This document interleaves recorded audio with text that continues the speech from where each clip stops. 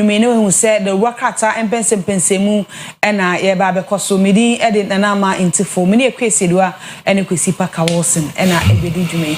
It was for good morning. And Ramoso Mubiana. Yes, so what went to me and call a job on as a crowd, while between us fee, I have fastened a carbon pie. Maybe bomb pie.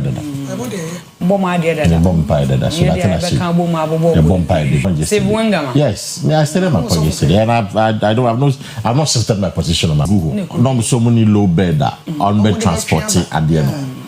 At the exchange, Naka 7 pay. Police station, you're 24 hours. No, I don't say police station. That's say of quiet. I know which among police station. And forest. And I forest. No way need to see. We need to see.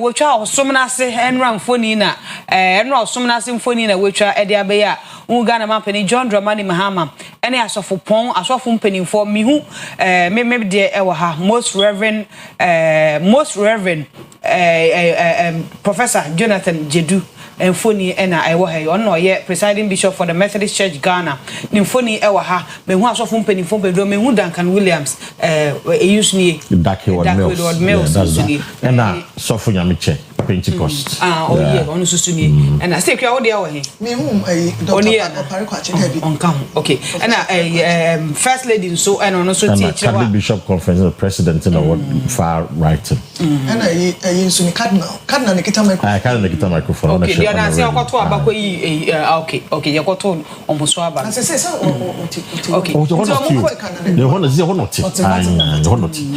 baby obesan koba ngosra wono so pa odi biaba nti omfoni ena yetwa ade abakrata enim as a banner headline ni na ye no ade fefa ekoso e won kan obompai re mpaye area sampaye de ma o my Ghana ni mpuntu ene ne kanko o say nation stands in prayer offers thanks rededicates to good virtues eno enwasem e wakatai enim afi president charges Ghanaians to embrace common identity eno hu hia ye papa pase we free ha we kankasa we no enya de a eboa kra nti ye nyina ye kan hu se ye Ghana for ye nipa ba akom Amemfiman Rural Bank post 42% investment return board issues 100% bonus shares jesam e de ama omanfo a omonso so shareholders e wo Amemfiman Rural Bank abia mom papa papa mba beche emfaso dia ebae no ye beche mo bia ensaka ne chefam no panic over recent COVID-19 cases minister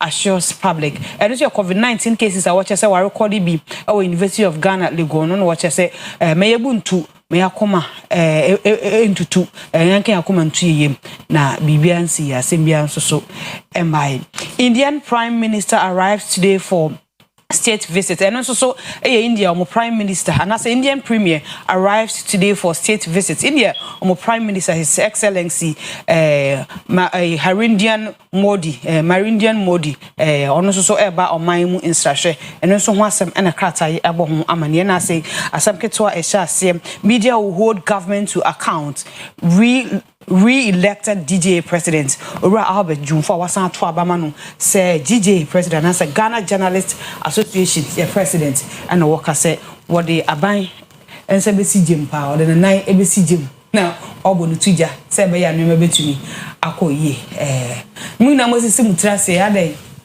say it me tie ni ye timoti area state me fanfi national prayer no dey say and now you didn't command and you be by the point in the now dear ye can say your bomb pie and said yani and saying soon near by said you who know I am pen sani because I might be be or what almost the year and Pibono and Shadan in Tiki Center Stage papa men council some Pibonye yes I may patch yam on pie I say we are now unuma drone na ye soon and bino de bia no bibi foforo be kan life e wo Ghana ha e negative emwa enti se ye kobom paye ya na ye de akoma nyina di akira ye ma ye sunso ne ye ban ensesa me say I can bet you say nra e bi compile bona say o man san kwa aduma mi sa 11 ne 12 na ye pon ye no o mu ti me ka say day ne kra say ni nipa ngam say day ti me say day na say enti ne ya pon de ne enu ano no akwadosam ne nyoma bi adi ye ho ano a emmoa ma mani enko ne mu no enu mom ne esese yetimi hwe ne yeyi edi free ho empire ne de ehia pa nanso ye fa nyuma nka ho bible kra se gidi anyuma nka ho na gidi hunu enti udi ade ni di na wan fa nyuma works and fan nka ho James 2:16 thank you Kwesi yes James 2:16 da senta say yakobo nwoma yakobo nwoma timienu nchichemu dunsia wasi gidi anyuma nka ho na gidi hunu enti wakogina wakobɔ mpaye na afira no pa na wan fa nyuma nka ho a aye cost 90 en konko se hwe eno ne sa no te bebia na fe wo sese nyame tie me mpae bo nyame oben papa na so ye brebia ne de se at a time enti de meka wo ho eno no ena covid-19 de ne so news na wo Legon campus no enye ba so far na de ye wo ho ne se ebi ani ho aye casualty asin say ewu aba na bebia obi die dey te se de ade na eba no na tie no eguso sane yes o mo ye you can say whole week last week in Nkrofo sao socializing me na Nkrofo a omo protect omo ne wo fom tell den ya obi be kasa bu obi so ama obi agbowa egu obi so enti ni nyina no e ko nanim de eno amete say what minister call parliament okoka so far say de eno masi etie enye bad ni mom eni say ba kra enti o say aban ni so na chi empe na chi kra ni abwa yen so ye say ade no ekwa na asan ba say say normal titi wo bi de ankasa be yaka ye nyina kwa egudem nti the aban ni so obuso ye through health minister no omo nyiro mo no to university for ne from there omo akoye nwraba for ne akache for ide omo afutu no wo so omo fa na etumi boa na ade no eka eho na entretre ma bonte nti de meka mo ade ni mi no e na kwabra de mfo de eno a omo so onena so san wi ni na watufu e wode chesa gije ni be ho de aban to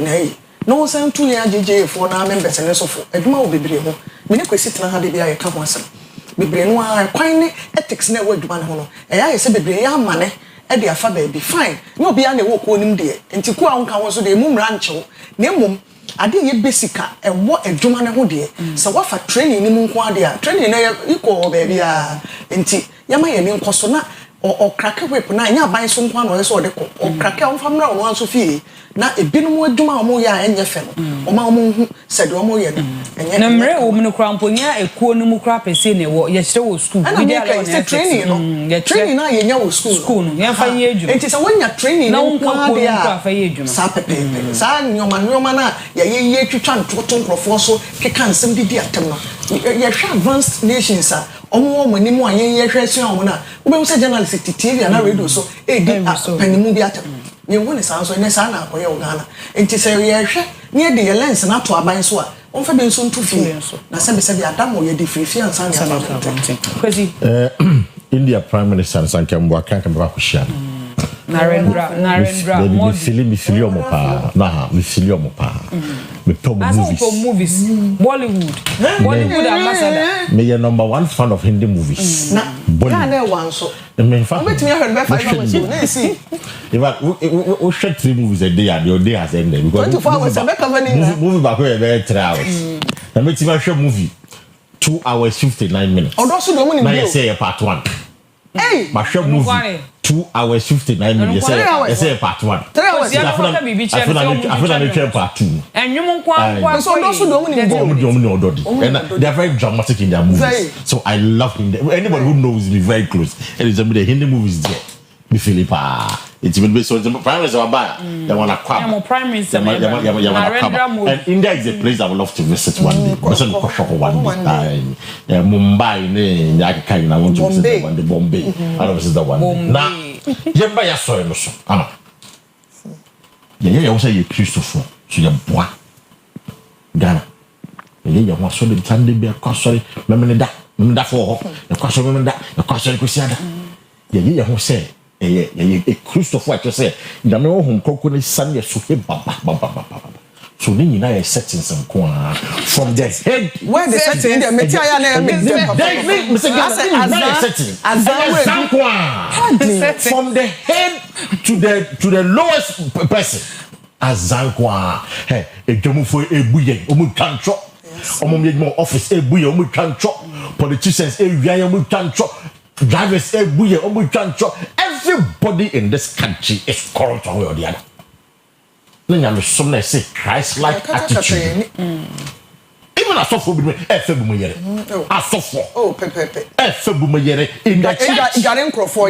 in the church, and yet outside it. It's a good point. See, or see a timber. What's that from that? I feel the Martin as you. I'm saying, I can say, I don't mean Tessie. But the bear conscious that who say, I know was right. The Bible can be in the crap.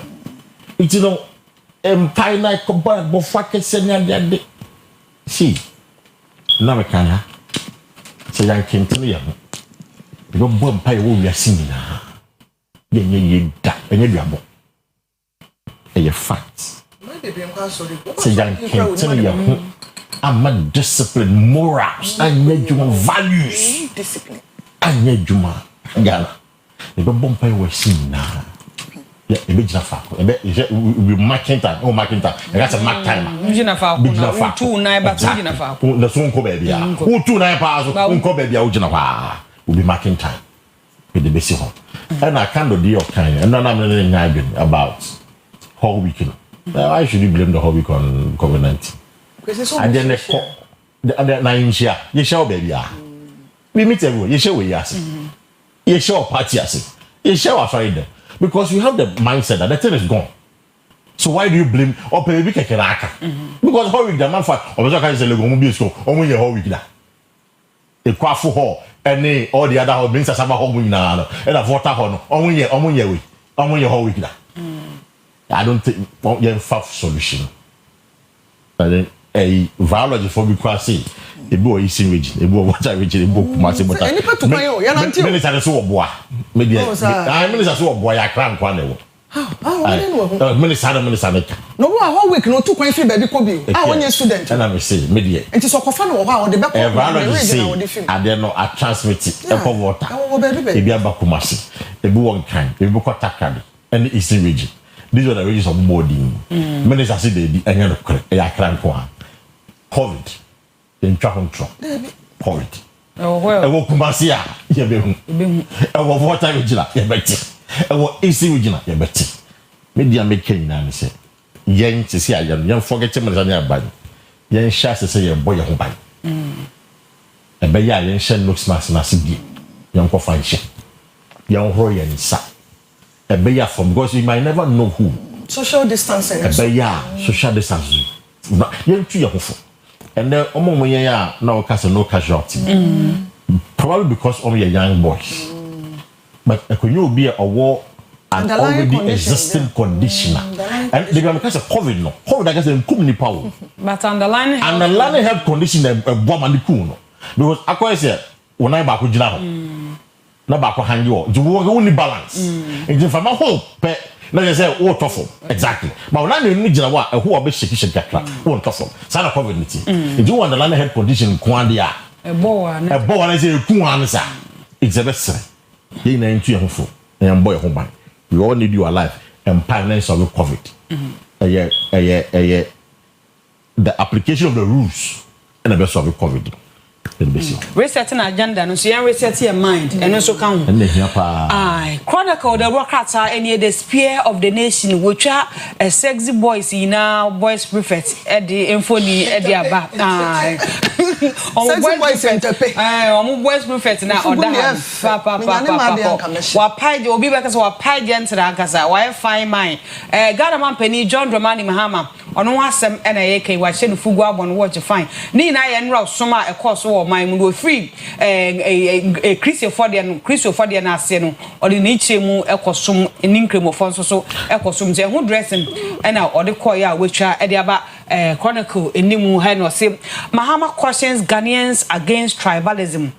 And no one some and a cat I born woman a story no page 3 or says I'm my can way free her way kakasa way meaning and kakasa crop and it's anti timunum pape muna na ya pese de bo man no say nya dia e bo kra ye nyina kan hu say Ghana for na ye nipa ba ko nti ye nya santi timunum pape mu no na ase anso so na wetwa onunwam for ano dompre frank ano dompre nimfoni e de aba emefa hard castle na damfo pa nimfoni e na da se he na wasore gina wo kasa na was say Sun winning threatening voter leak another pre na ekasa nsemi another pre oye MP for Nsawoma Adroji no science so minority chief whip ni foni e wa ha quotation no so say quotation am say very interesting pa Galatians 3:28 o say yeni Juni eni mama mu ni yeni akwa eni yeni afra yeni oba ni yeni bema na emu nyankopon ni de yenyina yeni pa baako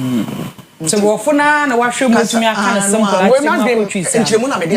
season newscaster but me gi the sa na Bible no idea e wo Galati form matimi en sachichemo do no mo say there is neither Jew nor Gentile neither slave nor then we call our space no it's male and female Galatians 2 and 2:28 yeni do ni ho eni mama mu ni ho eni ba ni be ma yeni akwa yeni de hye yenyina nyame eni ye baako we dey try the tia ya ba headline because you see yenyina yeni pa baako me ye we and then papa mu na eba and I always say a few years ago na me penny be din komo and no all can't share me one of the vision of coming Nkrumah to unite the people of this country. Because at the time na independence na Ghana na you watch each other. Kwesi na the boarding school system exactly. You watch each other. So we free the northern region. If you western region, that can have one boom. Okay. In the same boarding house. That's sorry, so become friends. Become a family. Young boys no. Into a young boy bebunu 25, 26. Wa tamali ana boku baby. The work of Tana a young family say enje. The ben na be free enje. Akotwe bra wo boko. Kwesi bebre kwa wale wo station wa. Na make an into e ba ne sana. Bebre wale ka wo akono. Chinen. What you say? It's a man sana wo abaya bi wo ho. Na ne dim komo. Ube wan say pa na be wo yire. Wo fi ra pra de ne baba. So at the end of the day Ghana wo hwa. We are all interrelated. All of us. This is how Nkrumah did boarding school system to bridge the gap between tribalism and Nkrumah. It's sad way back 1957. And then you said let's solve it because there's a problem. And then young boys and young girls not ban. In Chimuna Dorso, ye na Ghana for. In Chimuna Adorso, ye na Ghana for. Ye Ghana ni. In fact, our diversity makes us even unique. Media bomb to build a nation. What matters is that Ghana and the share so we are Ghanaians. Jambo homode, then Kai Homo, then build the Ghana and one. Me the Kakraba can on boarding school, Kwesi. Only people who are yen and name what to wa, ni dine bema region crown no feel. Yes, so no idea crank so. Ye ni binu fra I mean person me choose to dine be abo. But ye na to they we na region. E din we na region we din. Ni person me se no fi ha. Ye di pra ye ni nkomo. Emfa ba bi obi fi ana ba bi a obi ye can say what you say. Me kai say me we school camp ne da so simi no. Kwesi asema me kai say no we days. Okay. Da 1994. And I may come on teaming and I'm going to say Millicent Toguba. I Raymond the Chiliba. One classroom. I know the lady. House, and I know that's Fatima, and I'm in St. Joseph. Okay. Millicent Kappa coming up at the BC. You're my friend, yeah. Also from a queer. Millicent, you mean, what do you crank also said that time not to Boga. I'm that's the point. And another Raymond Soprano was and we know so sent you better. Oh, okay. Okay, Raymond. Today, Nadia dances. Millicent, you mean, and where Cassa, when I maybe I say, Mimi Fisi regional, no free up is into Yemina. Oh, you mean, preoccupied. Saka saying don't worry at home. And the time by a pen of correct young boys in the gas number in that's it. Yeah, you papa, Koya Brenasu. Happy birthday to Anna Frimpon, manager, Emma Obintiasia Agency and Services. It will be happy birthday to you. Anane Frimpom. We manager Emma Obin Tiasia Agency and Services. I work baby ni. Yakupo Nshaw. Now on the Nimucho. Happy birthday to you. Honorable Kofi Ejeni Mbwati ya wote konom abonya. Boys. Happy birthday to you. Yakupo Nshaw Council. Now on the Nimucho. Happy birthday to Kofi Ejeni Mbwati. Happy birthday to Selina Nyako. Free huma bana say but say there what Abidjan Kwanta. If his sister Dinah, CEO of Lady D Fashions are a walk no see happy birthday. Selina Nyakwa Ufri Humabanasi now what say Abidjan Kwanta. You go shop now until the Nimcho. Happy birthday to you, Selina. Stay here. Me happy birthday ni be Efri Henry Nanada kon say farmer Emmanuel Kwekwapia. Kanena we senior cameraman TV3. Emmanuel Kwekwapia na we cameraman TV3. Happy birthday to you. Efri Unia Henry Nanada o say ma ayiko ne tinkwa ene nyamede afe aka wonfie na mami fa sami so de ekem ya sound yankasa ya sound man sami o say fa happy birthday Emma Chris Curry. Happy birthday to you, Chris Curry. We a newscaster Abin FM. Sam Gazi and I will say happy birthday inti. Happy birthday to you, Chris Curry. We a Juma and also we a newscaster Abin FM.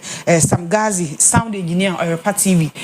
Happy birthday. Ejedu and if you had a different happy birthday to you and Yakupo show. Now until in Nimcho Kwesi Saudi as usual. We say we so na ye de obakata pensem munu esiniama kwan ma Akua Asiedua e de Ghana sen atwaso hen e na okọ hwe Akua Asiedua na onfa Ghana sen to so midi e de nanama entifo.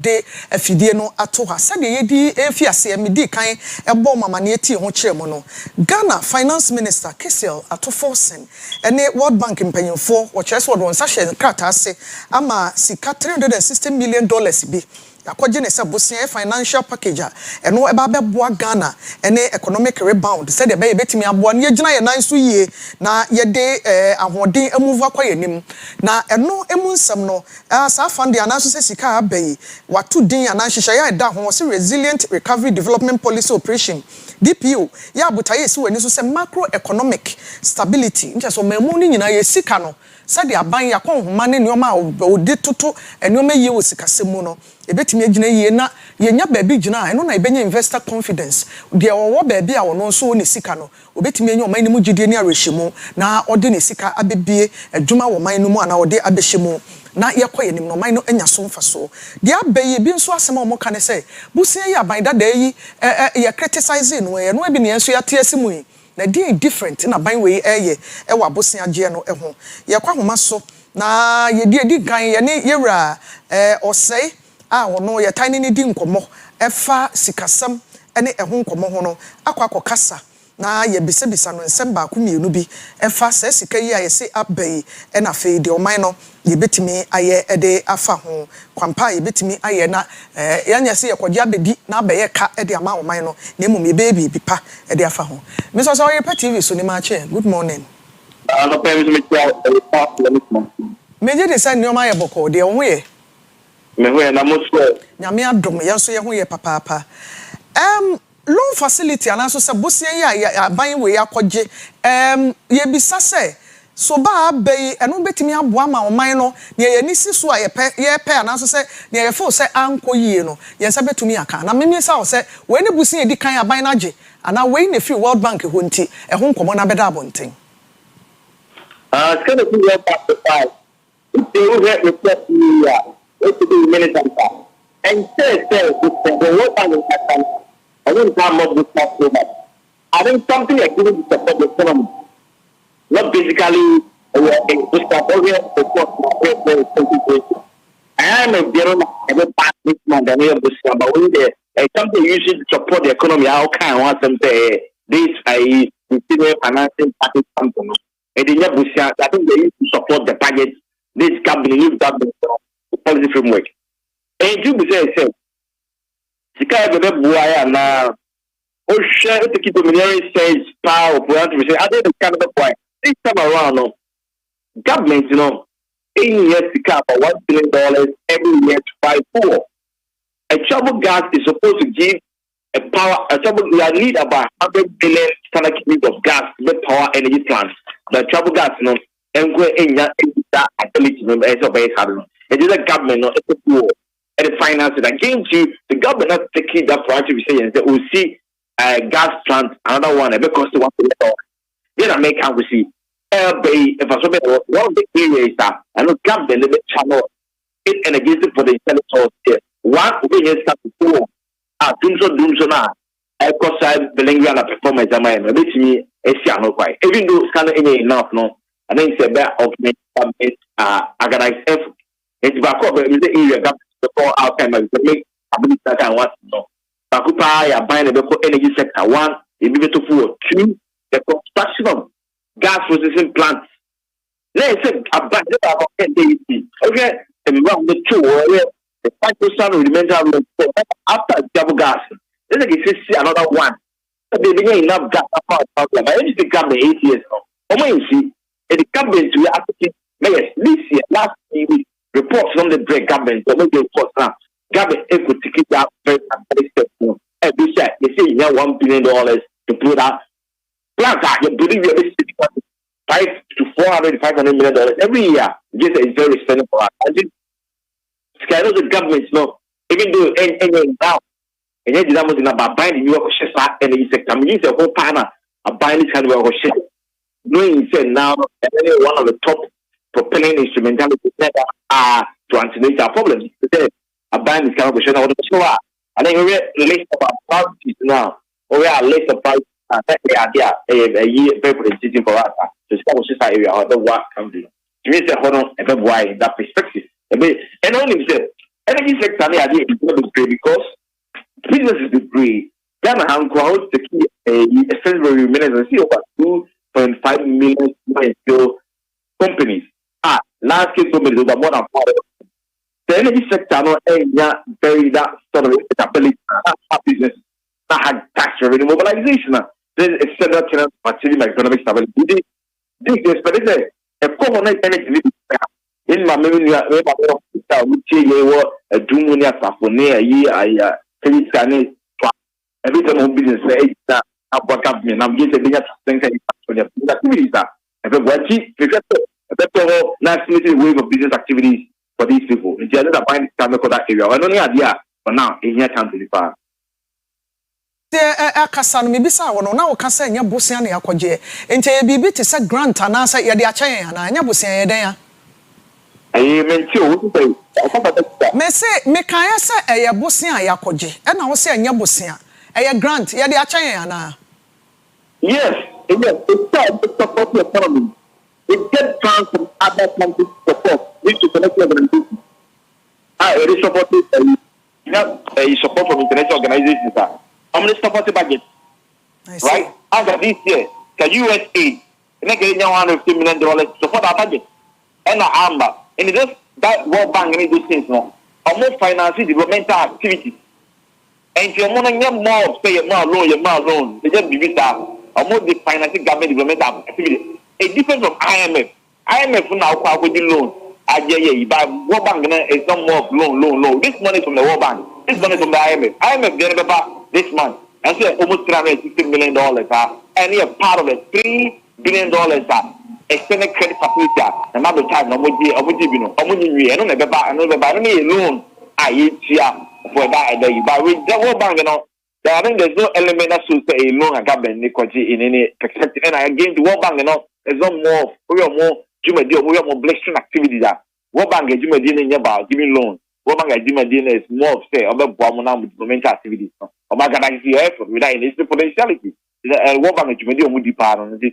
I report to me really in who in this aspect to say about the loan World Bank.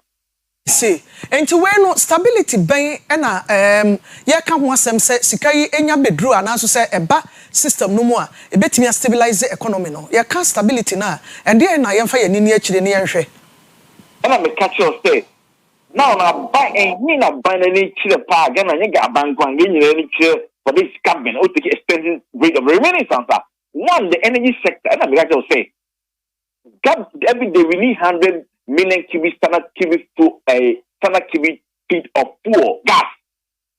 I bet power energy plant like a doom so that one. A trouble gas no qua means supply. I trouble gas no AMYI is over $400 million every year. From by trouble gas no qua which you remember of the two editor after trouble see a second gas producing plant. The base of providing enough gas over 100 million standard cubic feet of gas. Like energy no problem no the anti no intenda. It was on 20 million supplement. Every government no bad by no when see a gas producing plant. Second one, when see engine of doom so na ukano very bling for us. And see a buying about $1 billion every year to buy fuel. So there energy in the business now. That's why my business and just potentiality on our business. It is kind of I know now I did a young Ghana for buying in when presentation sector, the area of energy sector. 1, 2, building a gas processing plant. And the buying of this home is coming there. We will share that very perspective. I want to say I did in Ghana for the meantime. I did business some way and we roam around. They have propelling effect, propelling instrumentality. I don't business without responding effect. Indeed, and then without any ambivalence, that any ambivalence, he said, I buy here is can be caught means I buy the energy sector. Buying a poor, especially for the energy plants, no, the big now. So now, you mean you're not with you and not with you more doom can you get from market. The best to make away from England business or opportunities. The wrong business I'm making a year. That doom so and buy some time ago. And just area the energy sector. I see. The ebe ya yehwe ni mu ya ye nyina ye dwendwene ho yi. Emfaso a o man ni benya no, ebe ye short term ya na se ye kwaye ni mu ni ebe hu. Bibi o hwa eba animanimu na no wohunu se difference na ba. Bibi nso o hwa ye kwaye ni mu na ye hu ni se ho difference no na so se eso mfaso no man no etwa. We brebe ne yehwe ni mu se ye be hu sakraya ye pese ye hu no. A short term or long term we just supposed to the now. We know, and just can be assumed to bring maybe high people, exaggerate people's hopes, rebalance them with that explosiveness of too much hope. This can be a age too much to be after, but at least it's not bad, right? Because out of the government, you have $1 billion every year at the top 4, so they are doing so every year, and this money I can cry is not up to half of the money, right? $1 billion to buy for every year. So they are doing so now a very deductible for us. And maybe this carry in $1 billion. It's even half of $1 billion. For saying you have $1 billion, I see a travel gas, a second gas processing plant. Who can in Jabuma? Almost about $2 billion. That's carry into me, but at least it's a bit to me up what government, so I very palliative measure dealing with some of these problems are binding and Cubans are binding. It just can be a gas solve our problem, silver bullet to solve our problem with breed. But I know some areas I might still a broad size kind of body, I know what some perspective be up the engineering cafe, a better problem, maybe yes, silver bullet to our problems, baby. A better so I be brought by some problem, be for the meantime, at least, or this now, it will be tough work, and a giraffe for 3 months. I think it's a very, very eclectic for the instrumental for us. In that perspective, indeed. My main recipient is go be a 2 months, but leave a year, I give some of these, a best starting. It's better than none. Now, ye missa say, the air being na, and ye see the no stabilize it, and near ye ni mua, ye giddy say, and a cough further down, crank I pay. Economy no, is it doing well?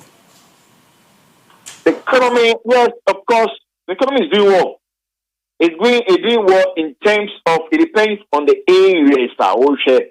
In these areas, one in the area of currency stability, inflation rates, credit ratings are about in that areas. One in the area of you see the number now. Ghana is one of the best performing countries according to Bloomberg report. As some of information that Bloomberg said Ghana has one of the best performing countries currency in the world. right? And yet, MI as a country is a good development for us. In the area of inflation rate, about now, any price of goods in map, we cry. We say, stability, price of goods in countrywide. They think and agree that those players are AGI and a good time. Public agree that by 1st July, and the price of goods are. That's why I got a son of belief. I think it's a good price. You can say other sectors be at to some price of goods about now the area. Fitch Moody's credit rating to buy last week. This is a very, very orientating for us. How many good ratings as a country in the bare idea of the global order, estimated waves of global confidence and investor confidence in the economy. And you're good. In the areas here, we go just one. You share Mr. Jumaye, when you businessman, business grow such areas. Ghanaian, they don't know you for no preponderance of Ghanaians. A Jumana ambassador, it's just 6 months. The 6 months are buying power, almost roughly not 6 months. A Jumana ambassador was the expecting. But now, I don't check government policies on where you know. They are yet some of these institutions, YEA, and apprenticeship program, the government, code that program, the government are really money for them. It is too early to say that you want to banners and buy because those government initiatives, those that are yet, some of them are receiving money allocation for them to professionalize them and rate the results. And for now, the human, I think they might be okay, as soon as radio reminiscence, I ought to one, the human might be preaching the Ghanaian regional. For now, but I think it's too early to say that too because these government policies they're not going to operationalize the results. Why you mass log name account we now receive more budget allocation. From then on we can now do a very extensive clairvoyance of the performance. And Juma I think more has to be done. I think it's too much and buy it, but it's too early. But the government has to do policies are buying it and have to do so big job now. But a Juma program, a buyer targeting 10,000 people. The next year, 10,000, almost 10,000. I think that is too small. Apprenticeship program, so I can't almost 100,000 or something, and that a quota program. Could that not? I'm sure how 1 million people know. You just just a very classic, any rhetorical flourish. Indeed, a big practice saying the people say 1 million people in your and I'm sure how government will finance that quota 1 million jobs. Because for now, amount of money government allocated for it and the budget, I think it wasn't more than 400 million or 500 million cities. That how it do going to professionals to give it up for Jesus results. Ghanaians not money for the IT area now. You see some sort of people I mean better be in the area say IT, make credit talk. Women Development Bank, as of now, I think it's only on paper. Women Development Bank, because we try and we really buy it. 115 million cities. 115 million cities, it's not enough to set up a seed money to open a bank. But now you see say you be the whole framework, the whole rudimental framework, it is the development bank. Yeah, man, especially Nana Jimensa, bank never be now for us now upbuilding the economic vibrancy and blistering out from these women. But now maybe who be and it's some chat on also and yet enough say a bit no personalized I didn't yet but who chat to budget and yeah maybe who say that if there's no restructuring, there's no resplendent restructuring, I don't think this cannot a bit just the bank a lucid money to set up a bank. Don't think of say a demand loan for long-term liquidity, not a senior board business, not a very potential. And we move so much and until say media buy on the canvas some say media buying injecting more money. And now say maybe soon when they say that woman development bank. It's cannot end no one. That is the time what's the development bank of Ghana and a policy banker. It's a Ghanaians wholesale finance business in luminaries and constituents business business. And that was a broad comprehensive perspective. And if you want to say Argentina, fiscal no so on. Argentina, young function and development bank of Ghana. Then you redefine the functions to include that for women. Now the seed money there they got different bank. Yeah, bank fiscal is seed money anyone. I don't buy now any framework just say it's a bank. And you redefining the functions of development bank of Ghana. Yes, not that of women in town. So we focus also one aspect of increase your fund. I think the number why being a very reverberating outcome say that you're not yet say cosmetics a EV and you're just to budget in which they're to and a for now mean TBBRC is bank P I women development bank up to now you see any framework. To me, I am a money just to build their resourcefulness, different resourcefulness, the economic vibrance, don't this for now to me, I don't be a vice president. If your Casamin for now, no, they do so much of her output, and it's not important so much of a premier in the government. I think the woman development bank, I think, should be under her office.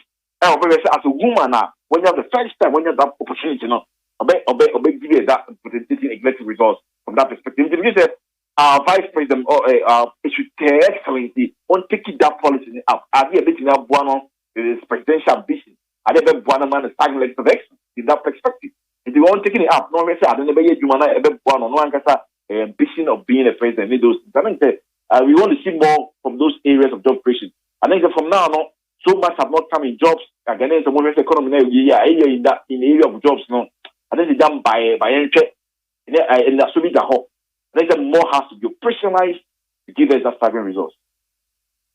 BSO no me debate ebre no aso professor vice president o se won hye dan hu na won keka bebre wa mamoni mu ye kwaye ni mu no nyame ya dom ada foforo se ye ba ye de ho nkomo ne beba e bia obi betimi ayi ano se oba mu anche pi na ahonamre e ba ye nti wakwa aba e bia bira aka ye ni mu no ene e be hu ne action pa e wa mamoni mu nti women development bank oba ni so media forum for president say women development bank for your ba and when you that position or say e be adwuma na ma na be nyesa na e be boam. A very nice topic pa na wapeja no nyame ya adomo a ye bedi ho nkomo ye da se pi nkomo pa me so do bit my Oyerepa ye yes ade no yem president so da se pa abusan for rabis makose ye economist ono ne ani na di nkomo sika $360 million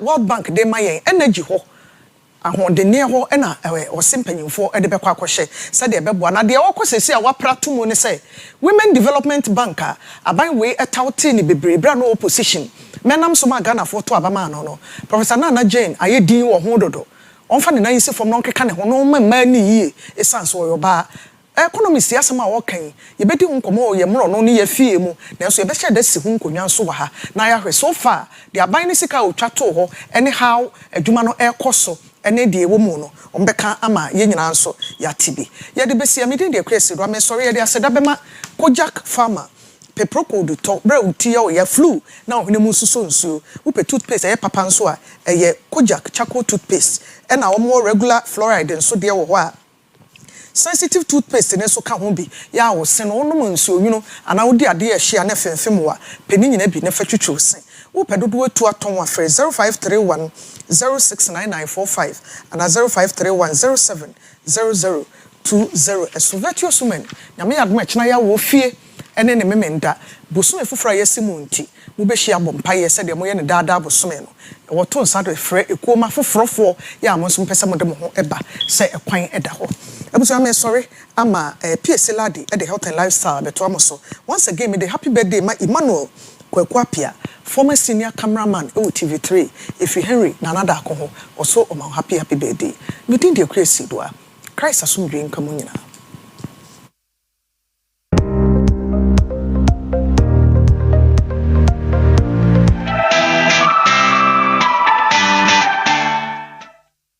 Oyerepa TV, Oyerepa TV, the station that makes me feel so happy. Hey, Oyerepa TV, Oyerepa TV, the number one. Oyerepa TV, Oyerepa TV, the station that makes me feel so happy. Hey, Oyerepa TV, Oyerepa TV, the number one. Oyerepa TV. Makes me feel so happy. Hey, Oyerepa TV, Oyerepa TV, the number one. Oyerepa TV, Oyerepa TV, the station that makes me feel so happy. Hey, Oyerepa TV, Oyerepa TV, the number one. Oyerepa TV, Oyerepa TV, the station that makes me feel so happy. Oyerepa TV, Oyerepa TV, the number one. Oyerepa TV, Oyerepa TV, the station that makes me feel so. Oyerepa TV.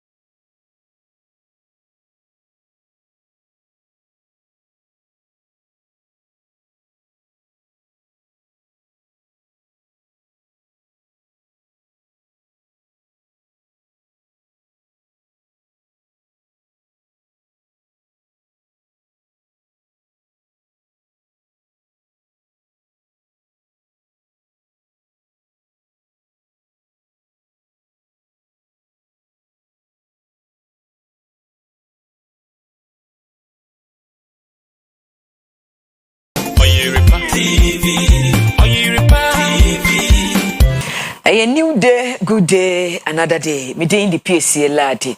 Me mamu nyina ache the health and lifestyle eba. And pay free baby hormone replacement therapy. RHRT eye Yene doctor abuna kunadi yosin ena ebedi enkomo. Na Kojak farmer enye. Kojak farmer na toothbrush ahodo abedwa so. Toothbrush efficient pa. Afa wa paste ahodo. Paste no Kojak regular fluoride toothpaste. Ebo sen ho ban. Afa wo se femfem wa eye Kojak. Procode nso wo se kata chewa no Procode. Eye Kojak. Yenko nja ne ho.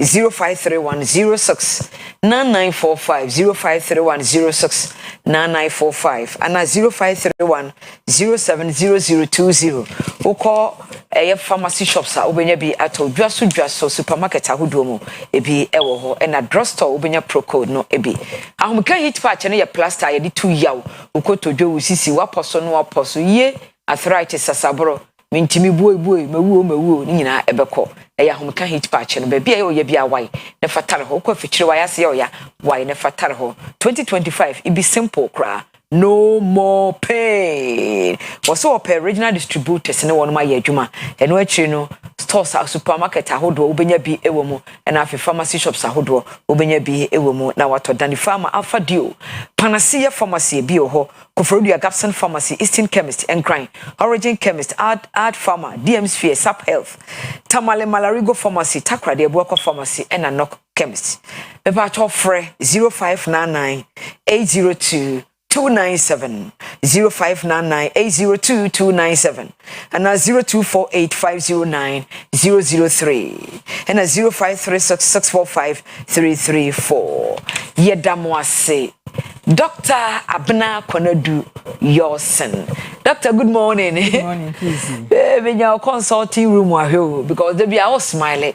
We are free and you could put yourself near Domas and ya do the home rasp.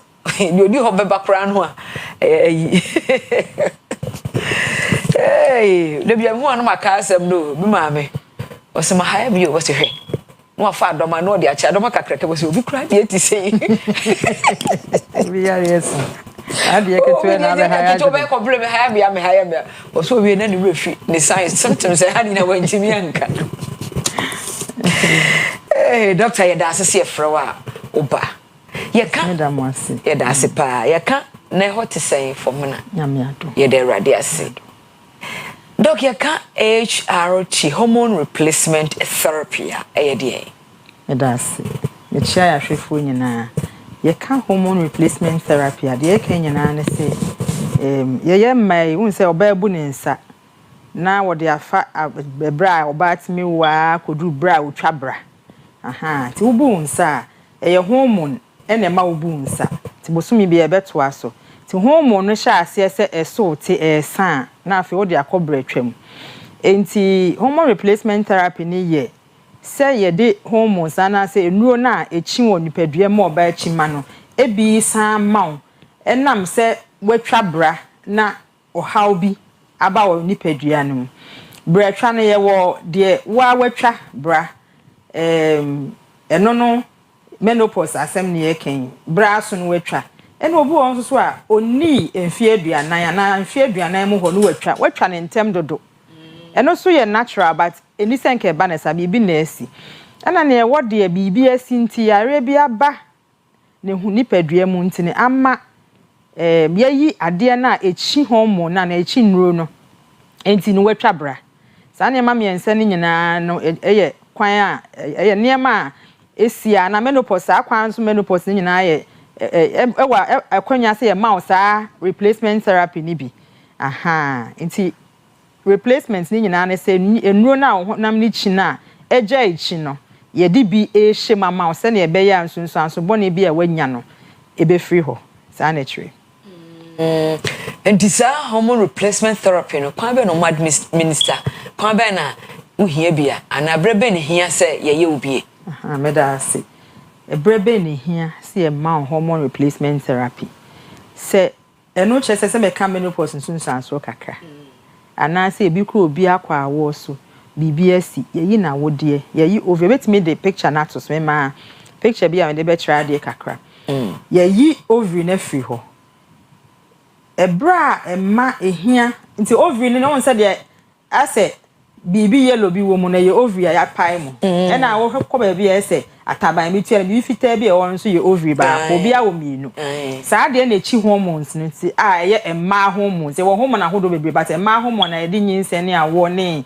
echima ba ho asem na making se yi saa de ne mienu free ho no ma awode ne wo ho ba to nchima aha anani mienu na hoɔden ba fo tun kosua ne nyina ewe na kosua bia ne mu bioma na ese na hoɔden aba fom enti obi akɔ menopause na hwan na esi wo hia replacement therapy no menopause nim se man kan ho na awurado na awado hot flashes ne ho hyehye no kane no esi wo ye be fo kane no mu nsam ne ho hyehye me aha anajo obi ada na wote wo ntimi nna ka ho free no bro so ka ho se bi wanem hot me ye dry na ho hyehyew na ho kekaw ni nyina wo ho dompe na nkasa no ye hormones ne na ye ma ye hormones na ye chi no ma dompe ni mu hyeke na calcium timi ginem to ko menopause na calcium no smite enti obu o kra ka ne tete da bia me kasa asem we za itrotro bia na ye ho na ye de bench sisi mo no yesi obi abro bi ti ho na obi ye ma me pini opini ordinary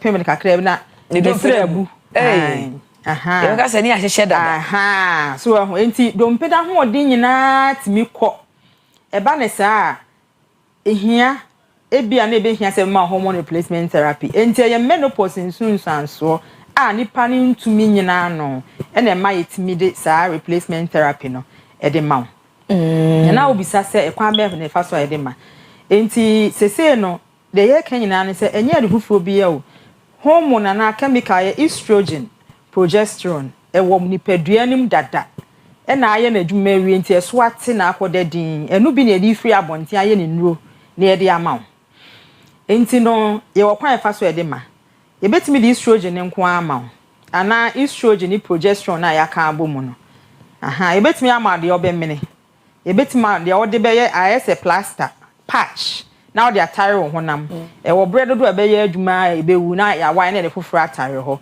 ye betimi so ama wo gel so gel a wodi betimi e de asra wana mu ho aha enti ne kwan fa so e de ma eno no ni nyina gina nipa na nkasa na ohia replacement therapy no ne sunsanso a ode baaye e na be kire emu de ye de be ma wo se bia heat ni do so dodo ana nti won se ye hwese nti ase be mu se obi akọ menopause mako ne nya sunsanso ensunsanso o ho so atwabra so ehu wo ya akoda na hu saa hormones ne enchi woni padua mu no hwe anyo nemo ebe enchi sese na ese echi bi o ye natural process ana ya re bi nti aba ne saa na e wo nsunsanso a aya na ebinum de ahomete ehu hyehye me ehuhuro de me mintimi nna saa ne ma no obi ha o ntumi kasa tenten mood changes ade ne se ede ebufuo ba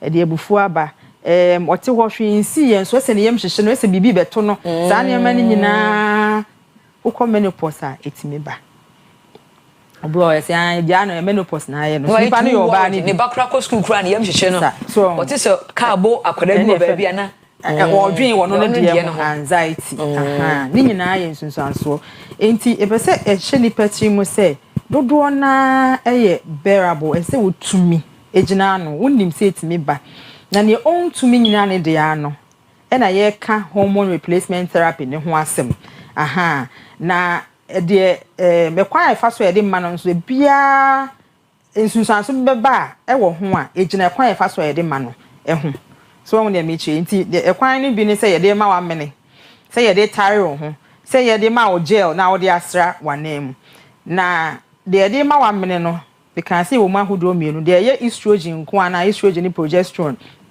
dey dey tare ho saa gel no so ye wo estrogen ko a so wo ho enti type na obeye na be kire se obenya nsunsanso bi ana se onya nsunsanso bi e na de wo ka no eni wo mfi a wadi na be kire se ubehia na ya ka bom ni bia na se ne ye nka mbom ana ne de be tare ho ana se de be mene ne sa ne manyina sa ne tie na yehwe afa ne ye ba ye question no topic no so yehwe nsunsanso a e wo sa hormone replacement therapy no so me da se pa PSC hormone replacement therapy ebisi enye ebisi eye your risk so bɔne ye won faso a obenya wo won kan kro no ebi ana wo ade bi akwa akoye eno ne won faso a obenya na kwan na yenim sɛ hwihwi accident si so no so ye risk sa na abrabɔ ne tie eye tuntum ne fitaa so ho sa na tie enti hormone replacement therapy no so wo nsunsanso papa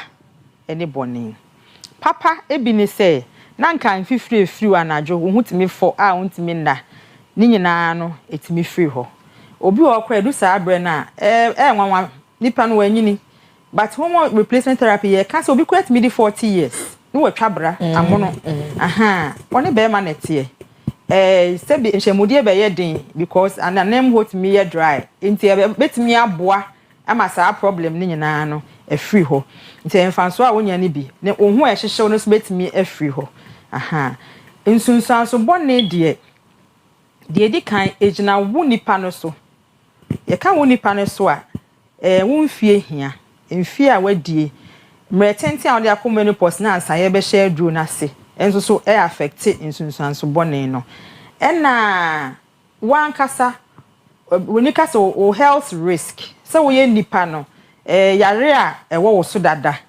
ene yare a ewo abusuya mu dada a ebetumi anya wo ni nyina kafua ena akire se me abana ebi a me risk wo form ana e wo soro ebi a PACA de e wo form ana e wo soro so ahu enti ne ye fa nipa ni bofu agina ho mua ase yetimi aka risk ne benefit ye fa obi a watwa bra a onya 60 years so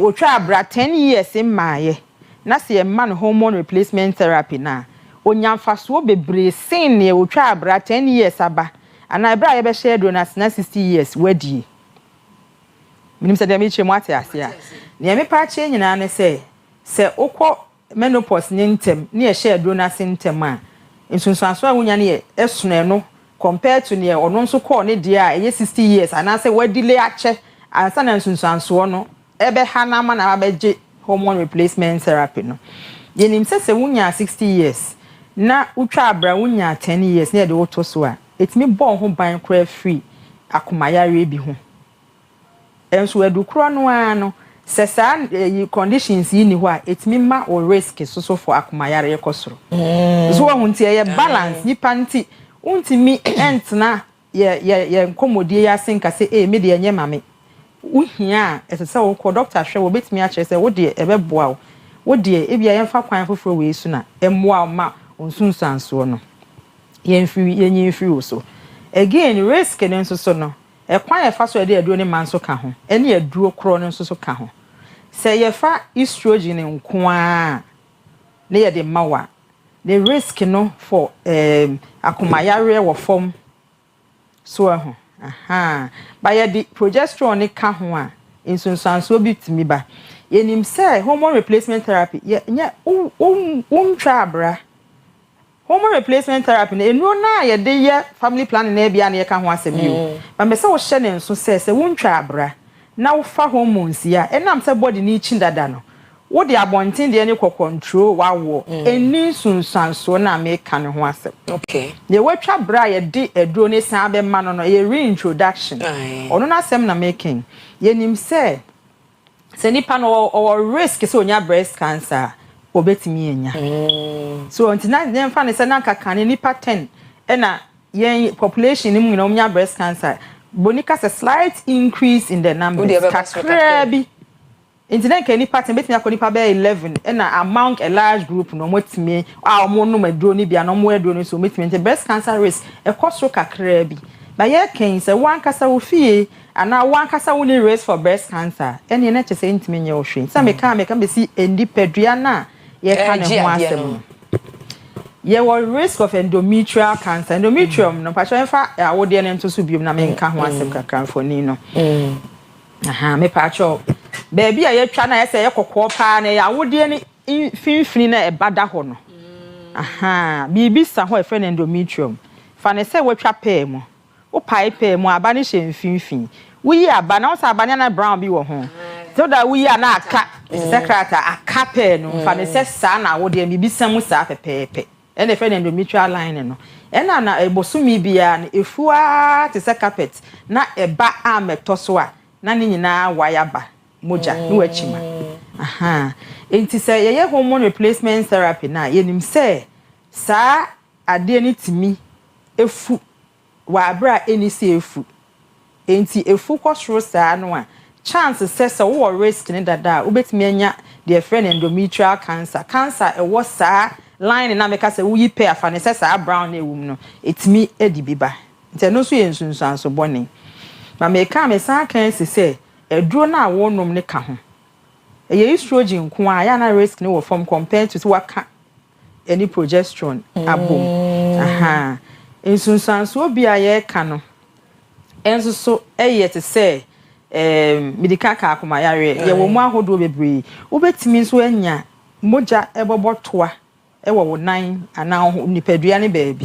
blood clot formation okay eno ya de a ehu pa baka ehu no se obi o ha wona aduro bia so wonum bibia enso so no moja timi botoa wona nan mu covid ba ye ni mu na sa ne man bpap me nim se na ne covid ni obi bia but obeti yesu obi anya yi pulmonary embolism the nine no timi ho no na moja ne demo a won se nine na ho no kakra emuye ne ya o nante koba na clot ni bu ne ko lungs ni mu a na akotua baabi esese wo ho mefa no ekotua baabi ese moja edi afurusa ne fa etimi kwa timi kopie akoma no ho na chese baabi a ablock no edi how abro ene efe ne pulmonary embolism na ha enti se wo risk se wo be form clot wo ho baabi no ekosoro so wo fa saa hormone replacement therapy na nti niema ni sunsun so boni ni bi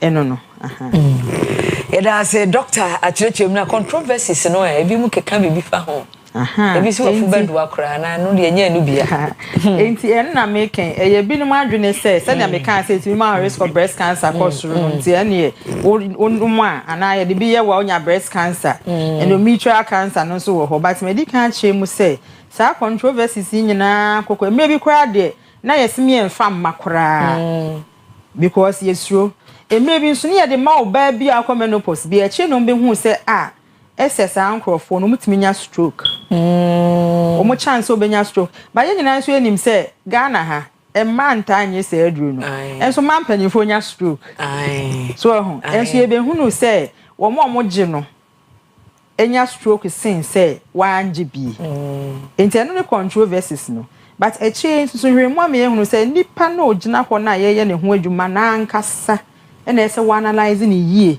wen hunu ono ankasa ne risk ansa na wetimi abeka say eye ana enye ma no enti ene de yentimi nyina so nka say ma ye mfa ma obi a ohia because obetimi anya cancer ena yentimi so nyina ho nka say obi ehia tifa ma obi a so won na meche no aha edukro na etimi bon ho ban won se unya menopause a yenim se menopause ne be mo a cardiovascular risk se obenya stroke ene heart attack ne sa ne mani na menopause ne mane kosoro de yenim no yenim se utwa abra no 10 years maye na won di 60 years ne de woto so a sa risk ye kan etimi kofom enso so no controversy ni se yenye ntumu se enam se betimi abon ho ban wa abra wuni 60 years na wontwa abra more than 10 years free heart attack ne heart disease hunti no yemfa ma emmo ho ban free heart attack ho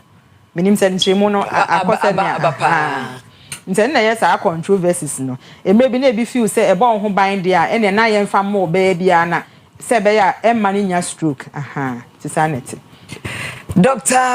Abena Kunadu Yoson ono na ye adanse form na health facility kese hospital no ono eneda no doctor da asesa oh bye happy birthday to Chris Curry happy birthday to Chris Curry we newscaster ewo Aben FM we free some gazi we sound engineer ewo Oyerepa TV ko bi abechi facility for edam ase bi kan share my regional director Dr. Adumako Boatin ene ne mpanifo e origin na adwuma pa ma wa mo adwuma pa o mo ye mi chan papa profodo Hey, Prof. Prof did his 70th birthday. Oh, Ache. You didn't bosumi we Oh, okay. Happy birthday. I mean, share no man kwatintin ahodi. Prof aya de pa watete doctor for bebre. Why ade. Nche atwacto. Ekwa dance North District Hospital. Me work is nyina. O kan se me na me head ho menye hu. Omo no mbo machi ndo. Omo no mo ye adwuma no. No cre. Omo na tumi ni kura wo mo. Na ne kura no. Ye patient e ba ye ho nyina no. So ma so hospital ni si ho e. Nyame nhira omo nyina. Ye atwacto e ma ye mo nhihyew e wo hormone replacement therapy ho. So ye keka ye ufu se okọ menopause na wo bibi e hawa. Hospital be a gynecologist will be an encoding nkomo. Ebi kwa nkomodie ni kwa mwati ne mebi ase e beboa ama wo problem na wo femu no. Wetimi afemu boko ana wanya anu edru. Yeda se pa obi se obi nya early menopause. Na oba be therapy no e betimi a reverse ana. Ebi onya ana wetimi awo. Ye ni mo se ensunsanso akofa asem fa ensunsanso ni bi ne se obi a watwa bra obetimi a bleed. Ah, okay. But emeye reverse there be. Enti eno ntimi mma nipa no ntimi nyinsen ana se afi o mesini da dem there be. Ubetimi ehun moja. Sa wode no wo ho nko ade a possible say wo mu abetimi ehun moja. Eno ponye nsunsanso a ye nije ho sa. Idasipa. Dr. Wele so mfa no bantu jo mbe how. Ye be how. Oh, mo send a message on Benjamin. Okay, any file contact you. 0246 334 981 0246 334 981. What's any WhatsApp Benjamin? Yeah, that's a part. If you are doctor or theater. Aha, nti nye emfre. Me theater we mama wo ha na phone call kra ma wo. Sa any de wo kra.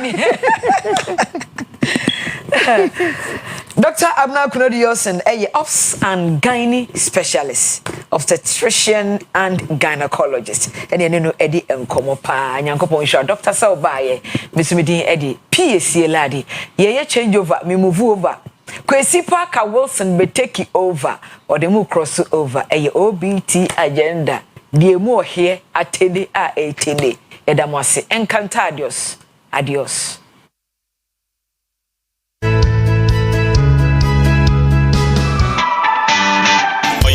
TV, Oyerepa TV, the station that makes me feel so happy. Hey, Oyerepa TV, Oyerepa TV, the number one. Oyerepa TV, Oyerepa TV, the station that makes me feel so happy. Hey, Oyerepa TV, Oyerepa TV, the number one. Oyerepa TV.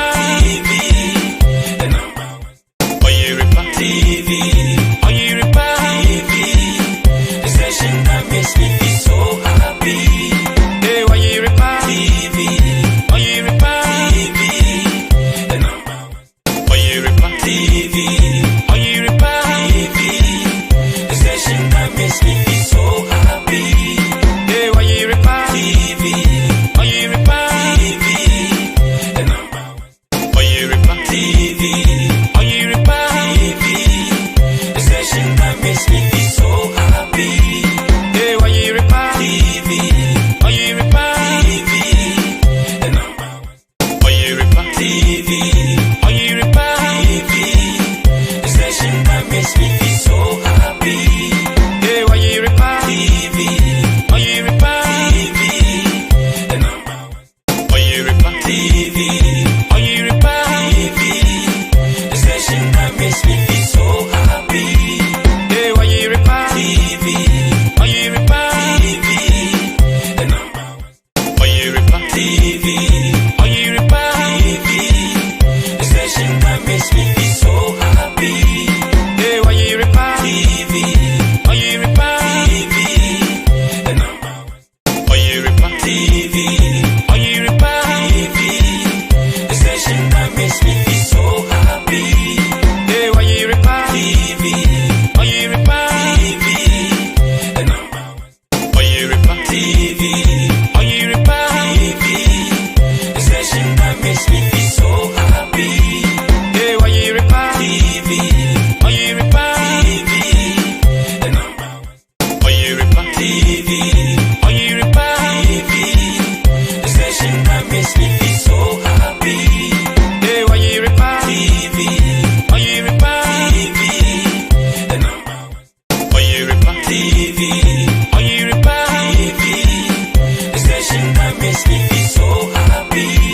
Hey, Oyerepa TV, Oyerepa TV, the number one. Oyerepa TV, Oyerepa TV. Yeah, for baby, I do OBT agenda. Munina Akua baby, but they kiasi. Any PSC for Ghana to saying, and then health and lifestyle segment on the show. Ko Facebook, or your part TV, like a page, you know, for a comment go home. But kind in the amount and not pay. Meeting at the Kwesi Park. So now this morning, yeah, National Thanksgiving. Ghana. So we MPP, so we NDC, so we CPP. You know, kaya home. Ekwadanya miase was a Republic Day. Na I want some kaka ewo ho on pay. Baka wasam. Ebi say a populism. And this is for no azabi no mo ye Ghana for. Corruption na ade koso na say come wasam.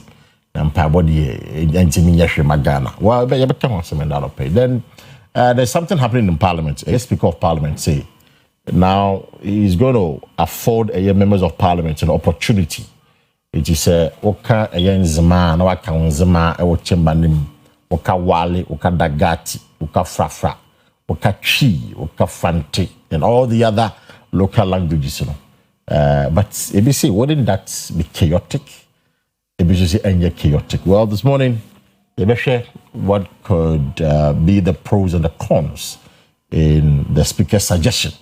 But that suggestion point is something that he's going to push in the House. And so, I don't pay back once. But then Wednesday, I'm going to do a bar, you pump the one sem and not the break. You know, I'm going to Aquaba.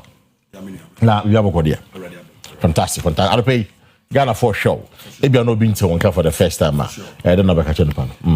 They maybe can't share the pan, Ghana minds. I'm can share what you for no on this biggest platform. They're making an say, and then no upon day a buy a liver, a bread bone, a harawa. And Dian, a yapa, and Ninika pa a my body number. Now, and then so you knew a contaminated with a lot of poison and toxins.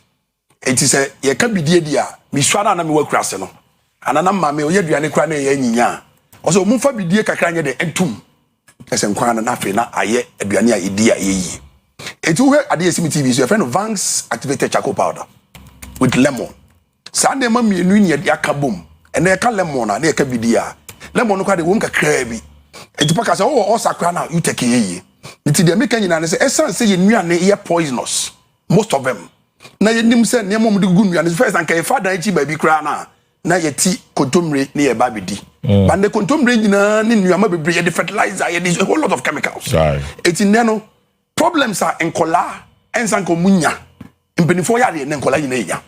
All because in your name, spices, a whole lot of spices in the system. It's the American say, and there, what that's sorry. I dare so then you say, Utinkum. And then there Utinkum to swear. What one pest you, what pest you know, Vance activated charcoal powder, they say, be in the table. Right. I said, Doctor, I come on your the table. So because Yakoba, you nim die, be the poison. and a poison so no me can say e won nuaba ni nuane ni nyina ramu nuane ye to nyina no egu awiaso na ye say the kogu frigim ensu ayenom ye hata na awiaso ye kogu frigim all this will turn into toxins it in the sadia tutumrika na frey aso yi advanced activated charcoal powder our frey was 0598 17 24 0244 218 476 we need cover by nankasa number yes you or one cry now you a lot of distributors and suppliers so advanced activated charcoal e idea o sorry anopa even in an empty stomach akra we need here obetisa 1 teaspoon no pay small jug ne warm water no why dey what sippy a basa you are protecting yourself from even contamination any poisonous in the abakudi na bontin ubenya so a even after 1 hour after the meal and also betimi ateki eti de aka nyina say enno person we dey boost your immune system advance charcoal activated charcoal and they say bia yaka say owo bia kaw so unya advance activated charcoal powder with lemon in 10 now to miss 1 teaspoon paka now no ma it takes away the poison now or no account then it gives you the energy again to move now the American say and the artisans be breathe in the moment spray nyina yankata mo hne then they are inhaling all those vapors back into their lungs I don't know the day no also me abranch here enya me we normal me hu obronia or ye adwuma or ye artisan worker on kata ne hne but in Ghana e common e da no paint on fa no ho can no spray ne hne da ho police for jina kwa ho a omni passengers ni mates e vapor ye fika eto ba nyina you are inhaling all this into your lungs it dey make sure one say and then no one for one to Vance activated charcoal with lemon is what then you are damaging your liver you are damaging your kidney you are also damaging the whole body itself because with liver and kidney the damage ya unye nipa biem but Ghana had the emphasis ni na here or tisa can or team no crotin noise was here quickly no friend mechanic but body need the say damage need the emfa no ho yet the car or them over 50 billion and no the otic noise are not afraid because onim say no the betimi akuno yet enuane ye din na no are toxins and none of Ghana sabi Ghana bon most of the gutters all this we all pass by we inhale into our system till the can say and no one top Vance charcoal activated powder be a wire and never promise herbal paka enyana it was lots and we need a lot of distributors the person have anti eco villages in Kwesi especially mama ne papa no mo ko foma o waka omo on their way going ebia na bi ni no ho ohun de obeye onya we bi no osaka kragus in shoma no wanom na de any side effect food and dashboard agiatum wo de ne say obefre na man na that TV no so no you just screenshot was a ye ka say na wo frɛ the CEO as in abundance we want bebre wo system no ma ye pay distributors ye pese mu nan e bi ko nkrase and Ghana babia enti atirichi ni babia wo de ne say obefre was 0244 218 476 0244 218 476 0598 179 724 me papa me mama ya utie me school college ko school they will need this in your chop box and then with your dining table you will need Vance activated charcoal baby you could be offices maybe obi office me buy ya me better pack ma numbi na me better it dey make can say e yadia Ghana ha ye be hia bi die nya e poisonous lemon nya poisonous and ye dey fan fidie mu and ya package ne kama we ni bo nya den baby abeko bia no so nya bi share bag him doctor be hia bi obi be hia bi it dey make can say packer the woman say oh you pregnant woman and now ma banufu a nka ho. Okay. These are the precautionary measures. Okay. Unyam, Umabadufa Nka. Any ages from say 12 going, gone colatitude, Omodomasato to form, Omoneta fa near poisonous, Egomyam, Ubi Yabi. And is available in all pharmaceutical and pharmacy shops. Right. Yet you need more distributors. It's here, Omom here be more. Number frame was 0244 218 417 0598 179 724 Vance activated charcoal powder with lemon. It has come to stay. Into Ghana for mumia nyintum na yehu se bidie eyedro lemon eyedro. Amako medasi and the anope jebuza for wa uchi be fat For those of you who are more commercial, more ye herbal shop that I say hey ye promise by herbal shop. Ye building ye mo I say wa ubisa promise herbal obi abecho be oba be a ton. Come once give me that see and then out of here. Before I will get forward how about fancy a man I've known and I say who na chapa we've had after the year like MC no the whole year coming who no the whole year me nya hu na fe na me hu no or election no it was for man to man. Maybe a campaign man, but I'm faster. Man for man, but then they were back. I'll introduce him to you shortly. Was it? Give him the fad. I'll introduce him to you shortly, but you try to remember to see your ball. I'll introduce my guest to you this morning.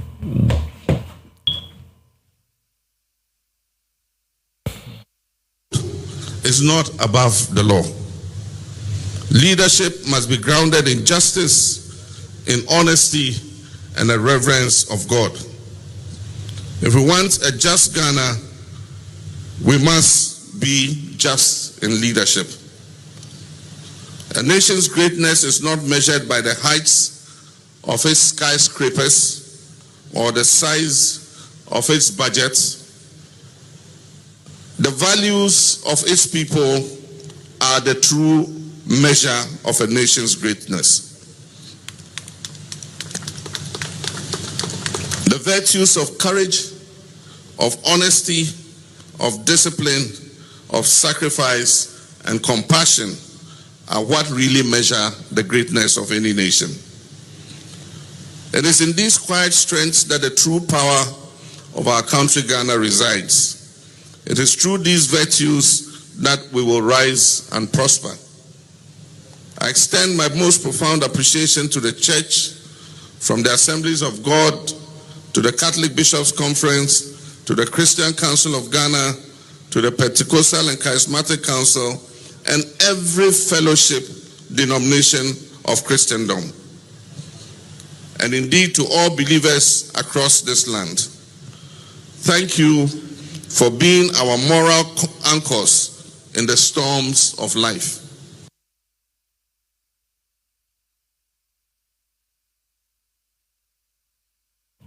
Right, you know, we are excerpts of the right see Accra, National Thanksgiving. But as I mentioned to you earlier, the Speaker of the House, Meka Alban Sumana Kingsford Babin, say, Enche, Oba Parliament, and found so much of someone to buffer. So, come Kassan out here, year contribution on the floor of the House, year debates on the floor of the House, which make a Krum Kasa. It we are Fantinia, now we're Fantine go. We are Krenia, now don't kind of go. We are Santina do Trine go. And Zamafonia diade. You're interested in me, speak up as ye. MPC Nankasana, Mujitum. Now, how would you go for them? The Menchia North, Member of Parliament, Ewo Ahmanaso, my very own brother, Akua Asiedua, the great guy, Ewo Parliament. Honorable Akua Asiedua, the Aquabano. Now, but job, if you have a career, honorable. Oh, Radiant Boko, feedback came online. Sound. But I'm sure my producers will work on it for me. Now, wait here. I'll put the here. I'm saying, as I'm saying, Chim is not MP, no, independent MP, no. One of them said this parliament, we didn't catch you or a house war. And on one side, Chim, or Brofumo. Now, this time, I'm saying, speak up so BM. Now, all been shared no TD, Nanka Chi, I can say, I'm not so king. Nanka, oh, boom, or a parliament. Idea speaker person ye as an MP no wosha ebeboa because e be kan zema wosha part of the western region e be kaseshi e be ka fafanya ade wosha ebeboa e be kama na wase na menchia telephone na anopai asamo no me tuma sigwe no de sabi you standing on this no ema ho kwan se. That's true. Kasa bia no a onipa no otie no obetimi aka right, and also the use of a local language eventually using of parliament. But one of the arguments, it's a fine idea. I mean, why not? These are languages that you can wear many. and then the Padudro or minimum obviously missing 109 no. From 276 constituencies. We have in excess of over 80 local languages. Those that are written, I think it doesn't cross more than 12. And to say, assume it's a 12 people, and I need to use one. First and foremost, it's for the conduct of business in the house.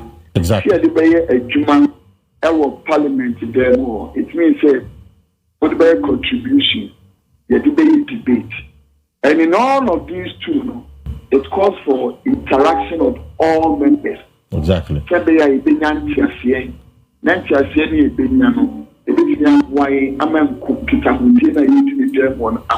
Right. But again, I maybe I became Kratuchi, Obika Guan, Obika Dagari, right. Obika Hausa, Obika Guan, Obika Eze, Obika Kain. Of all of these languages, there will be one there more. Tiazimi is 276. No, so ye Mukasa Kasa, who do I can? If you are wearing Yabika 50, different, if I can be more. Obika Guan, I mean, Tiasi. Obika Lata mean Tiasi, or Kahausa mean Tiasi. How would that a burden and one?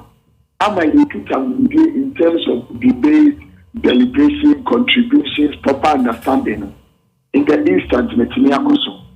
Because over one, anytime Diana overcast Castle or them chamber, Cassam yet brought Cassan.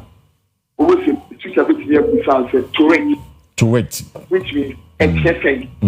So you have to bring it back into the English language for the understanding of all the members of the house. Because that is the official language that the country uses. If you know, a Munjain and the Ababi issue. I never say, oh, your official language, but you don't have a national language. True. There's a difference between the two. Maybe it's about hard time that I was here starting to know amongst all of our local languages now, and they are so commonly expressed and understood by people. I will be a cabby. We then use that as a national language for representation in the house. Jamadianas will be it because I can't media, you be a commodity or may you bet me the one can only be in common. If you go to a country like, say, in Canada, there are two languages they use, both English and French. And so you probably may say that one of it is their local language, one of it is the official language, but they do all of these things in trade. Of course, Southern African countries, they use Afrikaner. But in this country, you don't have any national language. You use it alongside the official language that we have. So the speaker, yes, I love the idea that understanding of this, maybe thinking afar. Anyway,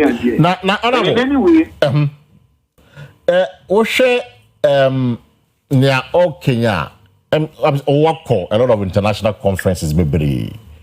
And now, all international conferences, a customer who don't be and I am share more headphones, you know, and you get interpreters whilst the person is speaking, you know.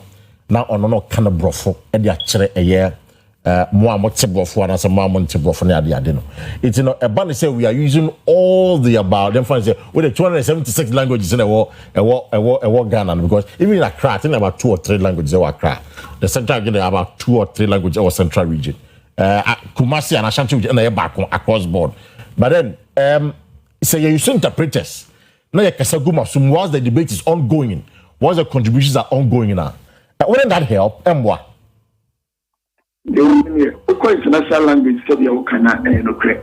If you take the Akua uses almost, I think, about 7 languages. Right. Africa Union uses about 9 languages. Exactly. But Oman use all the languages in Africa. Akua international, they are Spanish, Dutch, English, and a German, and probably Dutch, another language. No more interpreters ever. There is a limit to India obeying. In terms of then we ought to be conscious. I was here my actually by a muscle. Say, the you ever see a local dialect with the Ewo chamber for deliberations and doing business in there. It would be a issue. It's open capino. Hello. Me say open say capino. You limited languages, no. Yes, of course, because I know that. Not say the other you find interpreters. That means it has to sit and you don't find interpreters for all the languages. A preview of Israel Casabian, there is somebody who can translate that extempo. Oh, and secondly, you see, we must also get a fair understanding generally of the languages that will be used. Because you know, translation can cause a mishap in so many things. I think we've had an experience of that on the African continent. So even in the translation, it ought to be so accurate, precise, and direct, so that there will be any blemish. Because any blemish that on should be and come. Yeah. It can't be for all the languages that we have in Ghana. Trying to be issue. If you would saying that generally, we are all going to accept, admit, and make a conscious effort. Then you see, once we are doing this, now we must start making that conscious effort to say those languages that would officially say it will be used to conduct public business in this country. We must start educating all of ourselves in it. For instance, and yes, if you are and I say, oh, and Cameroon, and I say, and now, North and Kwan, and the Abbey, Dagati, another guy, and I say, we must then start making sure, say, across the board, there is a fair understanding of these official national languages and non-national languages is accepted, so that even in terms of the interpretation, you have a fair idea and you can just oppose that to it. It's all about. Fair idea, but I think that it is more futuristic than present. It's more futuristic than present. I see. It's young fun say Ebia in the not too distant future. If we are to go by what you are saying now, how many languages do you think say between you use? Oh, in the immediate, I mean, if you are in the immediate, you and I know that a language like Akua Asiedua is generally and widely spoken in this country. Somewhere, somehow, unofficially, it is even a national language. Because it is surprising to say,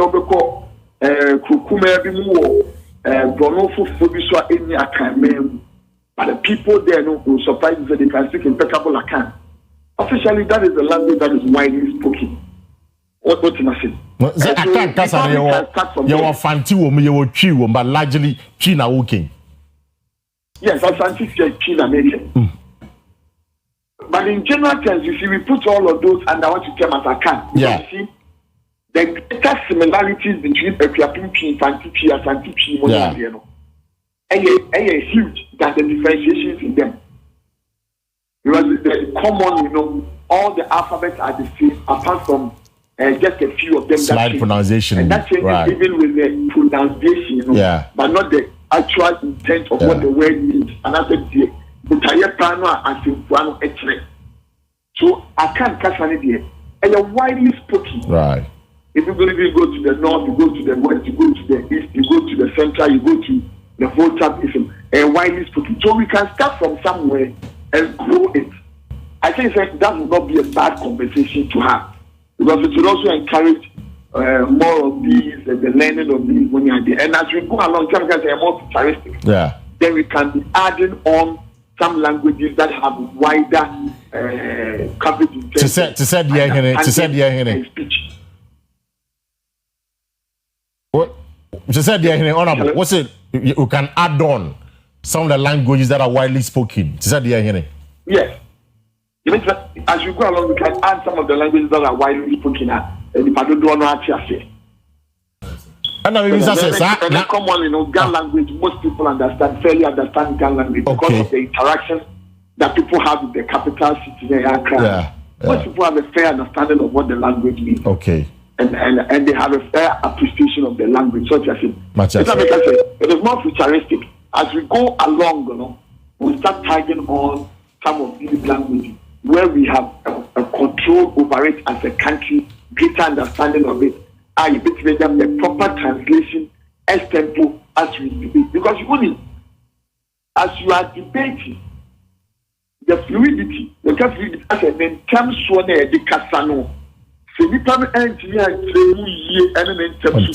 I've been in Chimba. Right.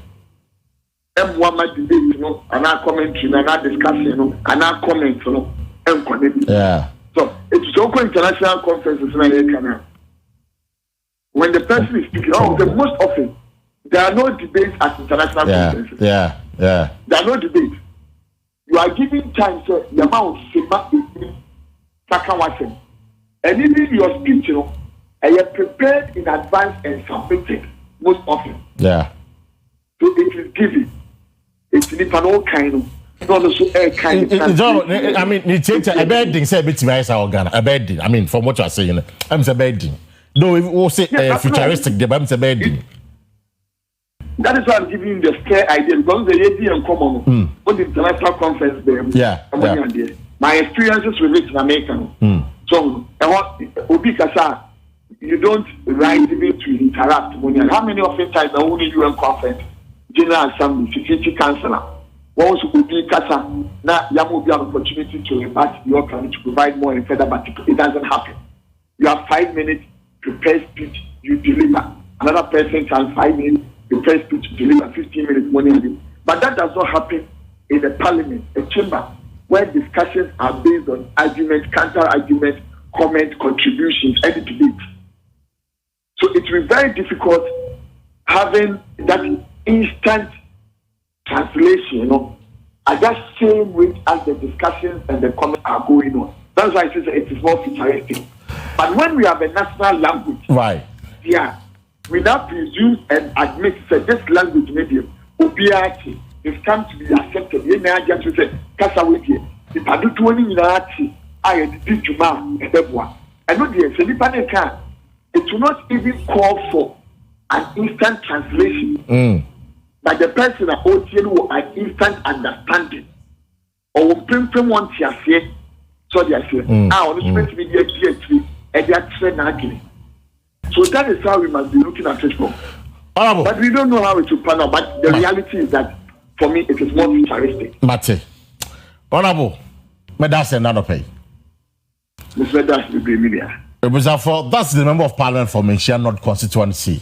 Honorable Akua Asiedua, my very own good friend. Always, I'm delighted hearing from him. What can't so much come? And am I in that opinion? The speaker's proposal, he feels you're more futuristic because looking at how. Because I've been in parliament. I mean, I was in the chamber reporting a few years ago. Now, when they are debating, and easy.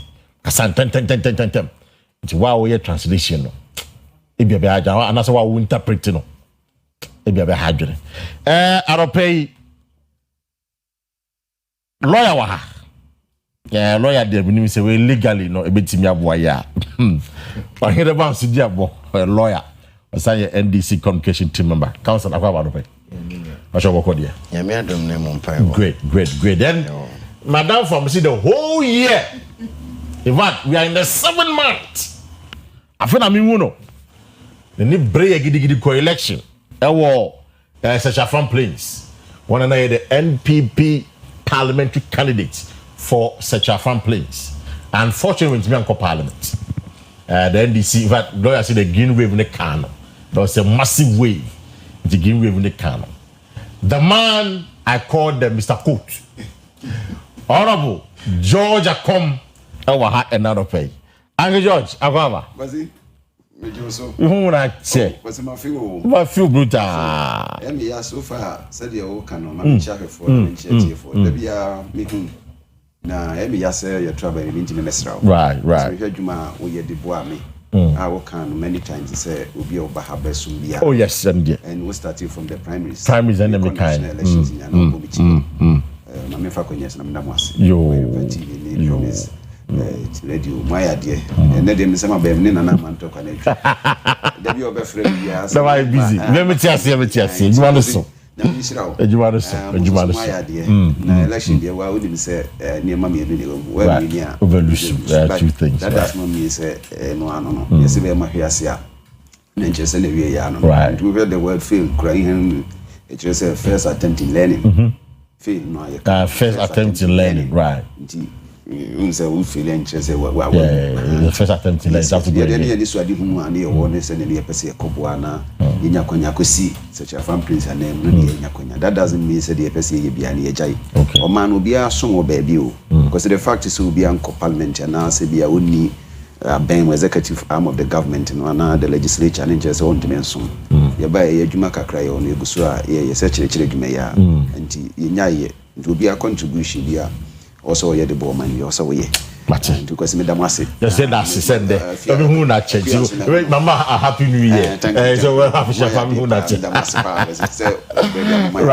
right it's for we be call some no about there I'll just give them a 2-minute bites on a key conversation na ye ne opposition do edi cause we any thought that we tie no we fi say ebeboa and I fi say we should abandon the idea Mede mama fa kwenye so na me charity for say oya ede neighbor ngofo gromo for no mo nim no be the confidence level no ye very high but a ba brofo na wotitini niema bi high ede abeti ase enti saa nipa no na wo say o do sorry a ka ukrum kasa na ye nkyira ase a I will agree with you nemo mo be kasa ube biema to ho ni ote dagate nka dagate ni ote frafra nka frafra ni ote twi nka twi ni ote mfante nka mfante ni ote nzema nka nzema the place will be chaotic so just say you have interpreters among oh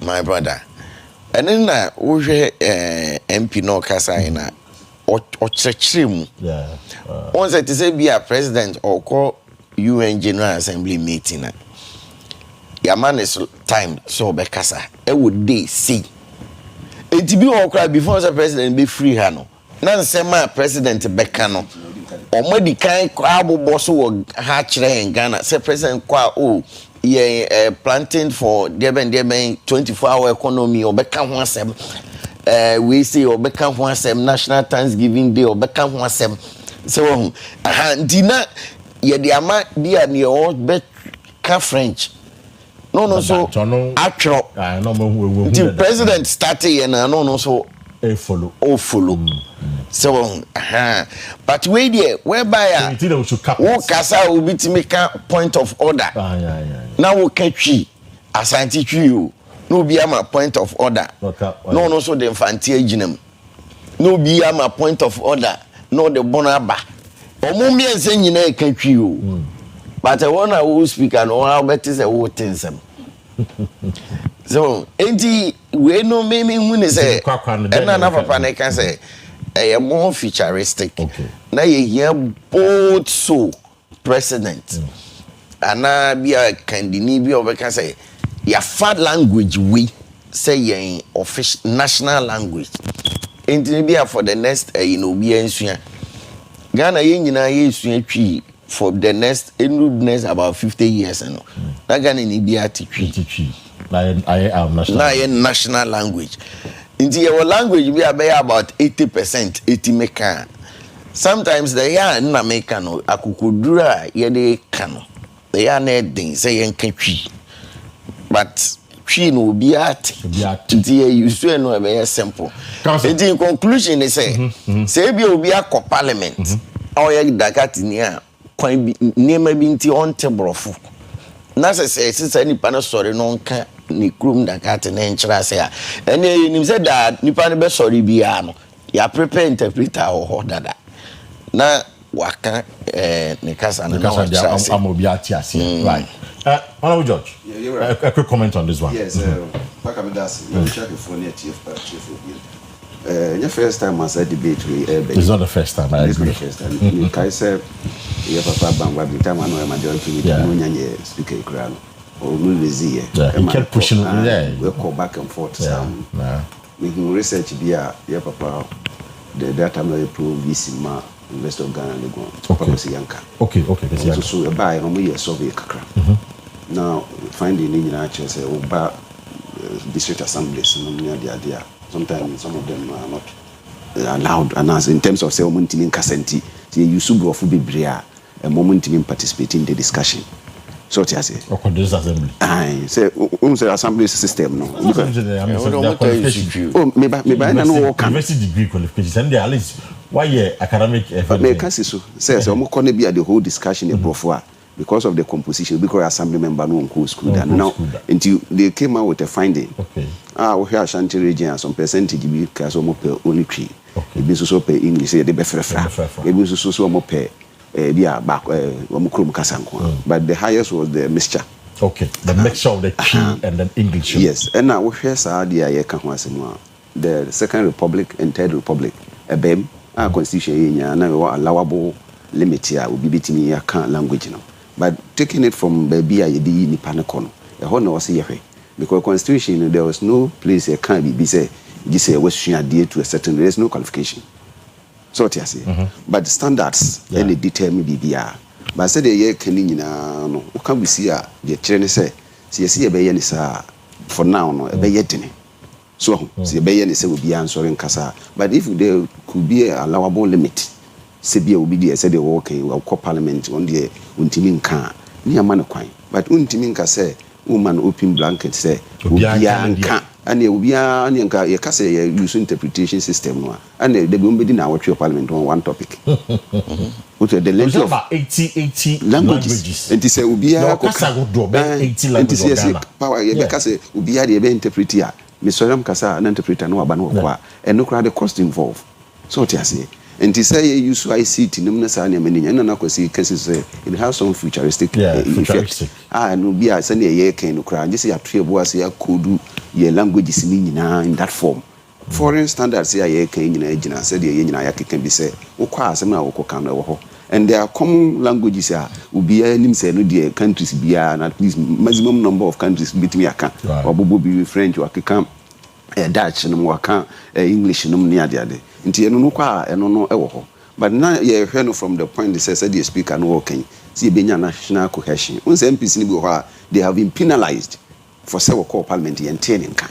But sometimes they when you prove no say protocol, we are bit market now whether we can speak English or not.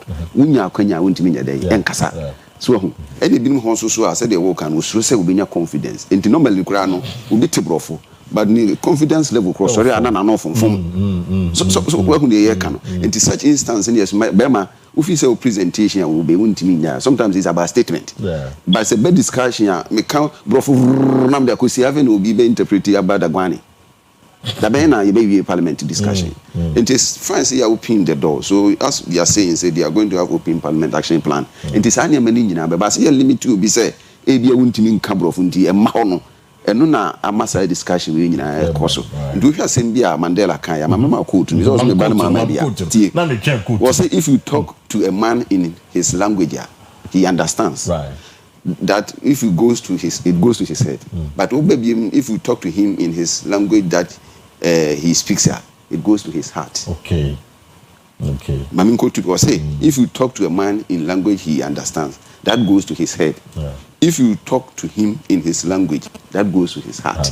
And you say, "Oh, could be now be a breach? Now to be a capria. No to so what I say. But we can't come from the idea be push you say we because we see free Nigeria, so free. But hey, Masa name didn't do. We have to be true. Never say. It say, "Oh, for national cohesion, any citizen participation, no mujina say work or car or come from in the room for him.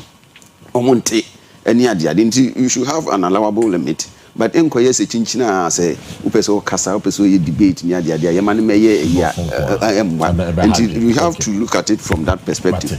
Minim say yen sa kaka beboa. Medasi in terms of former motion na no promote in parliament will be so on one kasa was sharing the experience with us. Say we be more futuristic just say enimeni mi ya de be dey but ye kwa enim say be team ya fight language back home so na pana for nyina kan then we start training ourselves maybe I might have 10 years you never kasa back you have 80% of the population it make you fun say I can't tree and asante tree then you call parliament more northern region, more Volta region, more western region, that will be the language and also where do you stand on this matter? Maybe your phone lines and nothing was watch what you but teacher AI it is a year who see a bear into the AI system artificial intelligence into I see that's interesting. Anyway, it's a national Thanksgiving Day. A lawyer party government on the aba. I'm saying no matter what something, but it wasn't really forceful because I think the young people can said it some time ago. But Oman and Ra, we national Thanksgiving. People are asking questions like, do we really need this or we don't need it? Council, do we really need some of these things? Because we are researching now. Nipa submine corruption cost or my bem say it be was na. Ya kwina enya na some research it. Ya can an international some empire want to me so always have problem on you like. You know, I think prayer meetings. What is a problem I was able to solve? Sir, more yeah analysis ni nyina na mo hu say ye politicians. Mo ye bibia ya mo fe no nka. No fe no nka. Meet you. Won say Ghana no. Nipa no dodo na ye omukwa asori. Dodo na ye Christopher. There be omukwa asori me Christopher. Omukwa asori. Bo mo ye Christopher. Ode ma men kanisa. Won kanisa won ye. Go bi ko asori da ko kanisa onye Kristo ni. Le no bi na kwa asori no Kristo. Wa we ya na. Wa we onu bi ya. Yo kwa asori bia. Ene ye Kristo. E bu sa ko mo ya ke. Ene no bi kwa asori bia no Kristo. Omo mo te compare, they can tell you.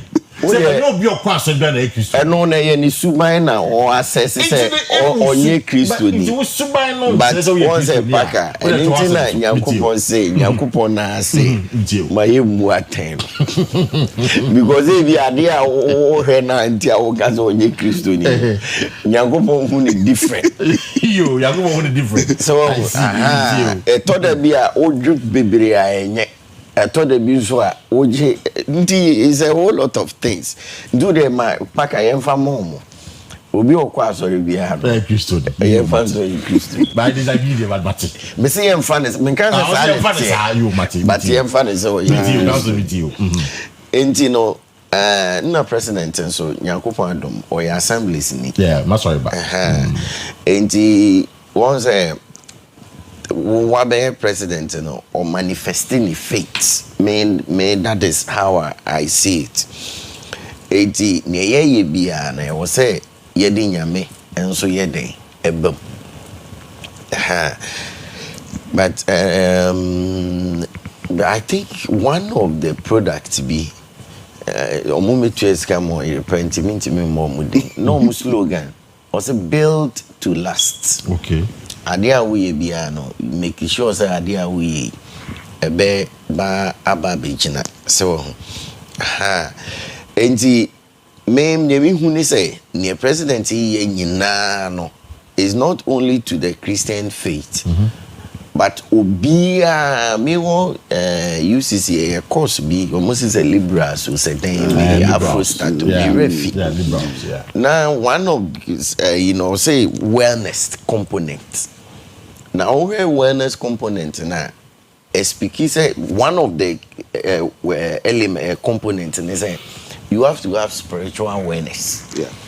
Was it nipa dasani biya woje bibidi say bibi wiase like sunsun bi woji di say we na me worship.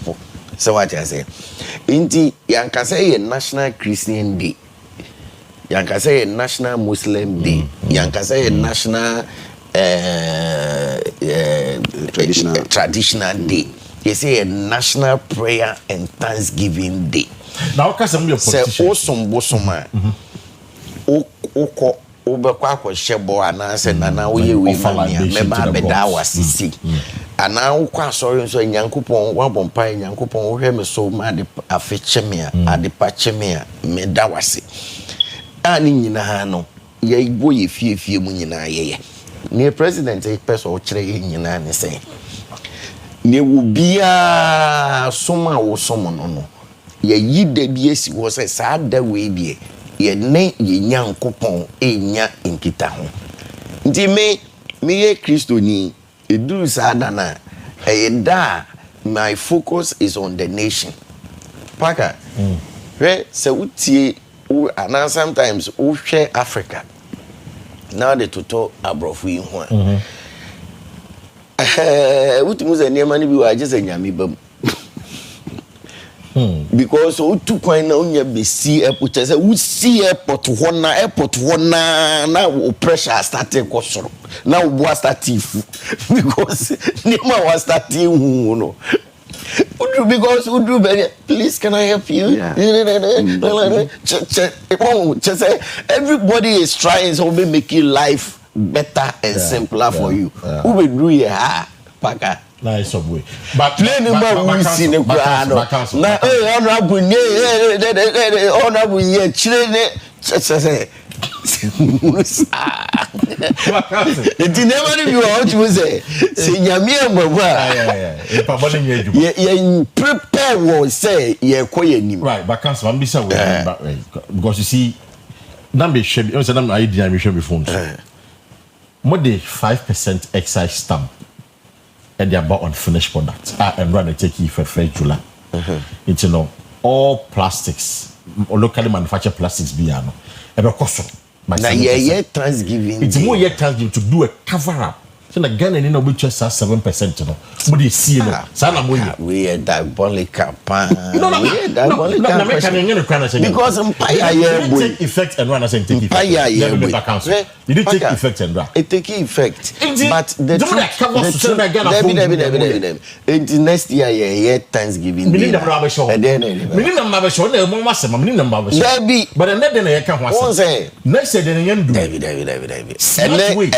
year no nsema akoso no edonso na paka me no niam pese yeti ase ne say sa taxi ya yeji iska yeji de amagana manyu e de ai Ghana niam pene say National Thanksgiving Day wo china na budget abase ebia sika yedi National Thanksgiving and ade no enie me hono na me kotea ana Ghana for do na tia one we be disappointed. Say dey aye boka.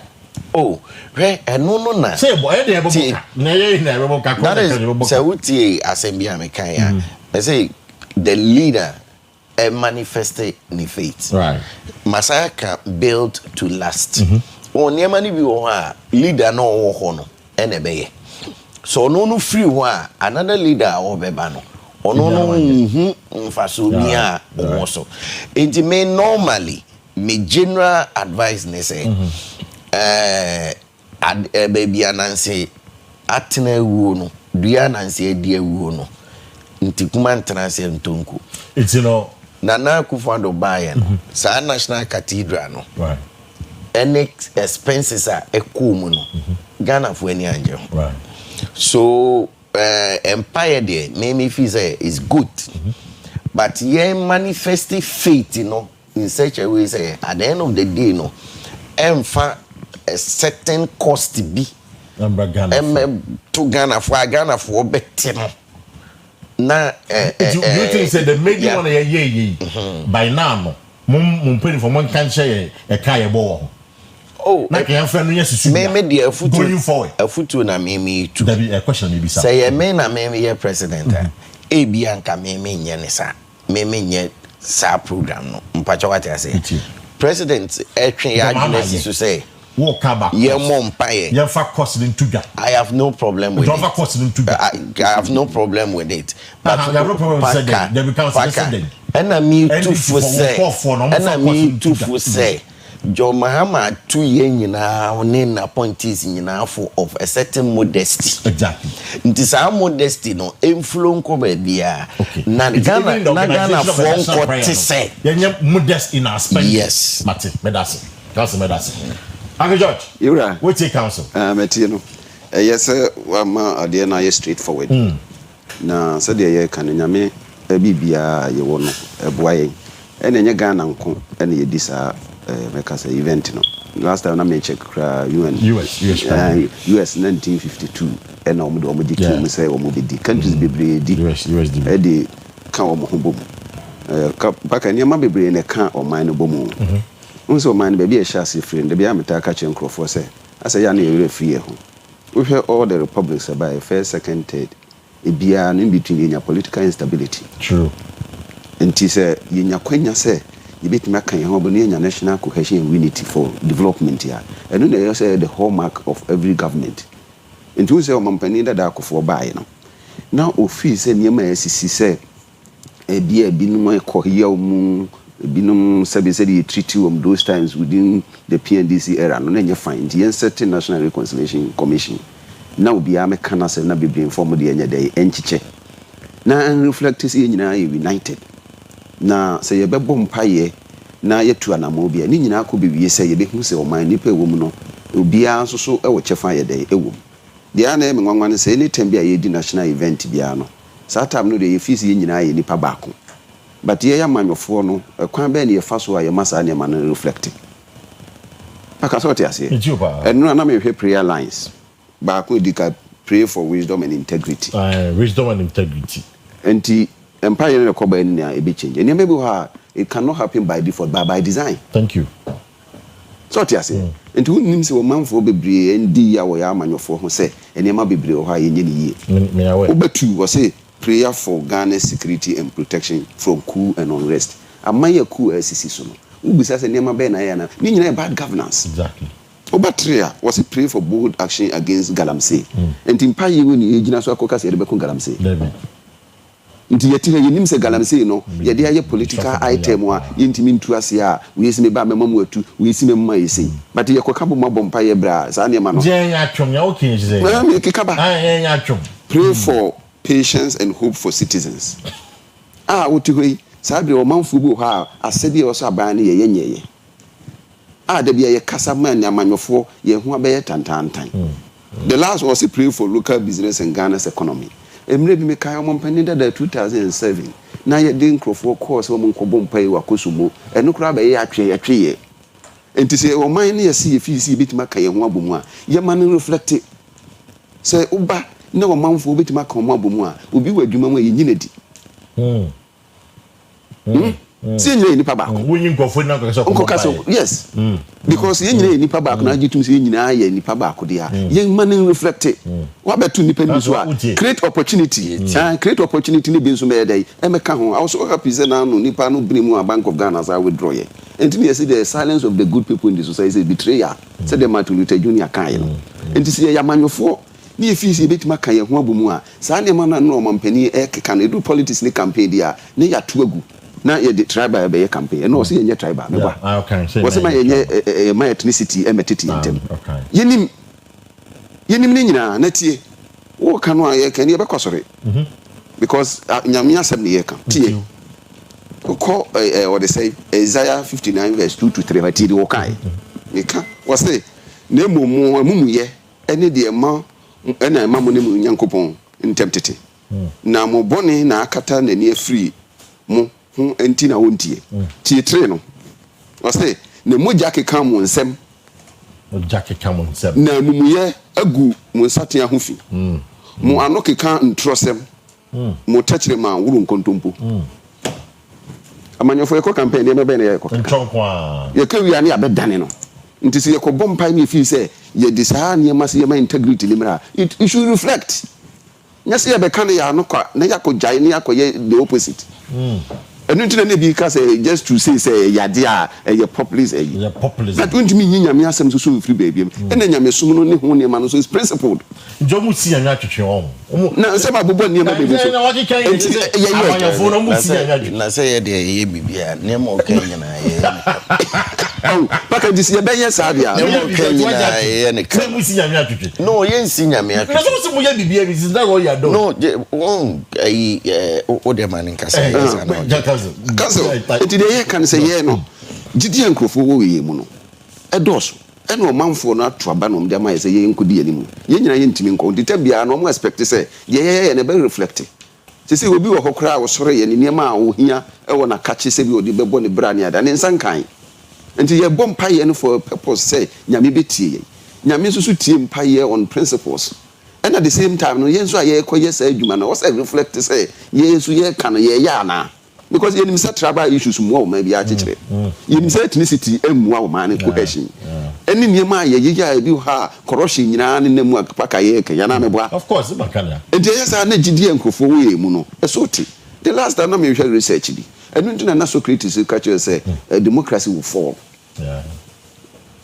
okay and he's right and niema okay nyina abem na me hwe niema bi say na ye kura ya to abama ye na ye first ye boa o manfo said Abraham Lincoln kan say democracy is the government of by the people and for the people and then na ye mumu ye kwa ye kwadwene ye ho uyi nipa du ebia emunsia anyi democracy ntum wo munyi sa amamu no a ekoso no because they are not seeing the benefits. Yes and say president the abase ebi asipen say ya symbolize no na do dan kwa mu ba nyina ye bobom pa ye ni bi ye bia grow mu nyina akobo bi maye e free tete and ya boss am pa ye no a and say na ye symbolize no na reflect ni ma ye bo hom pa ye no a ye so your actions any actions no also reflect the same and nti na the babon ntia no bia be catch us as bia de wo kesa say ya ye nya atwom na ye ko elections just you could be power ya tutu akaka yensa atutu sana memu otie nti se wo se ye mompa ye fo se ku nsi na wonya niema amaku nu nsi a ebe de na ku nsi ana paka boa no ya ana spring woni me kwa fa and sana amaku nu ema it cannot happen by default by design nti hyehyɛ ya ye de begu akwam ani niema ye be ya ebe mu manfo enye gidie no mo so ka wo ho abase o ye nyina nipa ba ye to abawi na party bi awi ni a we just exchange power na uba die wo so ye de bo manfo na timo so no da bo wo mo nti sa no frɛ sɛ ye mebo mpaye a no obi a de akomapa sisi office no a ye ko bo mpaye obi a wo ba ye yi na di wadwuma mo bebo mpaye bia Ghana na wo bebo mpaye ma leadership sɛ wo ye mo mpaye ma integrity obi a wo ba ya ba di fi ya ba chi no basa so we are the rule of law democracy no ni na ho de pa ni fap ni rule of law me nkase so obi afom a esquire wa he yen kase yen kochi no but the approach the free sat to ho ekwan na ye fa so bu o man no me obi enu ha obedu o man sika say paka ye be chiwa sabe ye be kase ye tawachi esa de na nyina nso so ye nya atwom but se bia ye ko ye kochi ya ma invitation wako unu se me ne wo kase nipa bebre ko yokuba ukra wonte da that is the process woko no koyi na no afan say woko nemra na bono a nemra no na ye dey edi but say be witch hunting ni ade na ye ni yesa akobom pa ya ene de ne ye kwakoye I see it is just say ade na ye 777 na kan fa so bia biso and George na ye no na say wo hwa na wa kike ni nyina oh yeah me de se makase nyame adwuma de we should live by example and you say enti se wo ba na bia wo se de we ba se ye mompa no man ni nyina na sabe ye hu se ye nipa baako na ye nyina no ye ntimi mantitimu emidi ye nim se wo man no de a ye man reflect wo fom it's no council this is the direct question to you say am na mo abem say ya na George Akin obobo su. Yes. Are you ready to live by the dictator? We just a minute, let me be for I want to can say we are doing it. Nemo okay, we are doing it. Transparency. To say, what did you go for?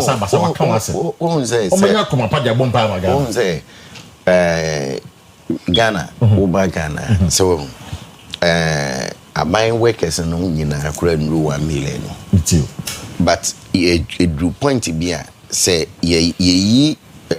Worker salary na ye debt servicing na ye account na all negative because 16% nipa omunru 1 million meanwhile a country of 33 or 30 million plus wage bill so what I say that was 77 it is a who funny pay juma you should have all these things in mind enti kwan ya obefa so obefa ni pay juma edu baby ayi ene na won ka no integrity was say any politics in na wo fa no but ye hia chief obeko ministries won obeko akoto nipa egu ministries won no we be say o say nti ye wo papa adwuma nka we fa ni pass egu o nka we fa ni pass na de egu but e dey nyina di ho for of course enti no say obi bana via officer or correct ya obi di ho for obi bana officer or correct ya but ni nyina no the integrity.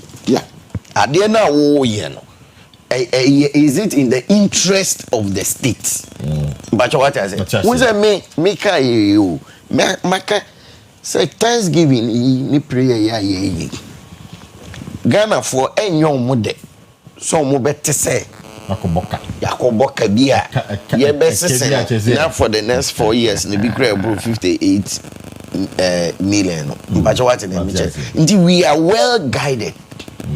Ghana because me ever since the president can't ask me atomitrim now no clean up or say assembly BR will be judged by how clean your assembly is and all issue conscience say ye na clean up na mo akwaye no man ko twasika twitwi die bi anto ho a ye be wie ne na kai da ho ni your filling stations e wo mukrom ho ye assembly ye pressure pumps from fire service here be say we a good person now lo be ye be one drum now we be 10 filling station.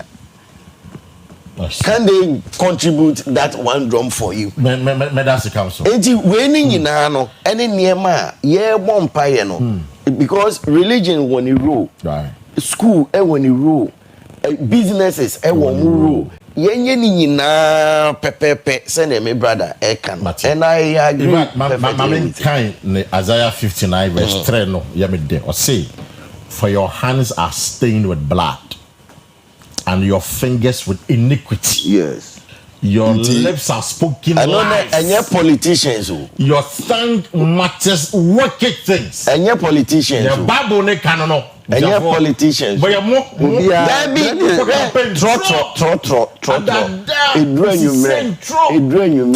na trotro e mayo politician ya ko fire free for as the bias re edwanyumre paka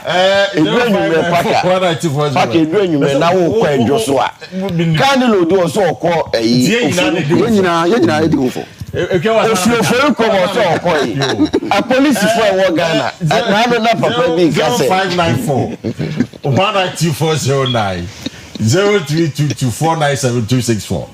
Wosha Ghana, Sampa boy koboy, ewinya. Wosha bone ye na ja tum se. Omanwe atro no doso. Wosha na winya se ko boy. Yo, hello, good morning. Oh, many of them are back Christ, na Kunjem town. Mr. Pony. Oh, fantastic, wet shot. Mr. Pony to mama ti o. Mama, keep your account your wife. But in terms of His Excellency John Osuboni Jamani Mahama and pay the Manake Papa Amani Moni Juma say Obama Ghana Efan to my Pasaka Kaka and pay the Tiana Papa Mr. Pake the America for first a show Musicano. I know the in God we trust and I'm one. Yes, and Yami Omidini. I know maybe to my Danka Buzia for you before buy it. I know what's going to say for so. And I say, the door runs by a couple of crazy, you know, see that be. Or take off a Yamina Sumono. I know so what to say. Yami, and they are fantastic. Everything another. I mean, go for by and from my place, they go for about tomorrow, Munyamasam, Yamibani Sumono. And we don't to Chonko you. I confront yet to the Busika, and I think I say, could you talk? Until you must be near Banas or see that the instant of Yamina. And one or saying, you come boom, this is a young couple, never be another Bawala, I did gonna quite any day, then your cranky. You won't pay my company, maybe you so the gun never do what I saw some my wife. And Uncle Pong Kawa.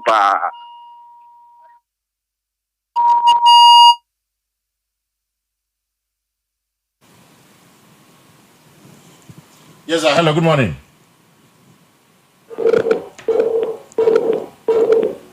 Oh. What's happening to my lines? Hello?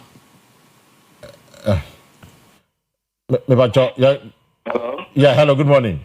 Good morning. But your voice and everything. In fact, Hohoi voter region.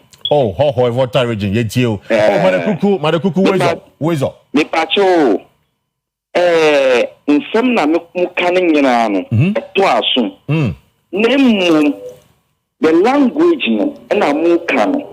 We won't say it will bring a problem. You say, Kasa be brew a mind win. Hausa or she or Ewe or Infanti or why Panabe Janidi Nabaka obedient? Okay. And also one issue. Okay. Okay, fine. The religious way no say worship way no na dia to ho say ye koda awade aso no. Ni bisa say ye suban no politicians suban no ni atem wo ni kada e fa na.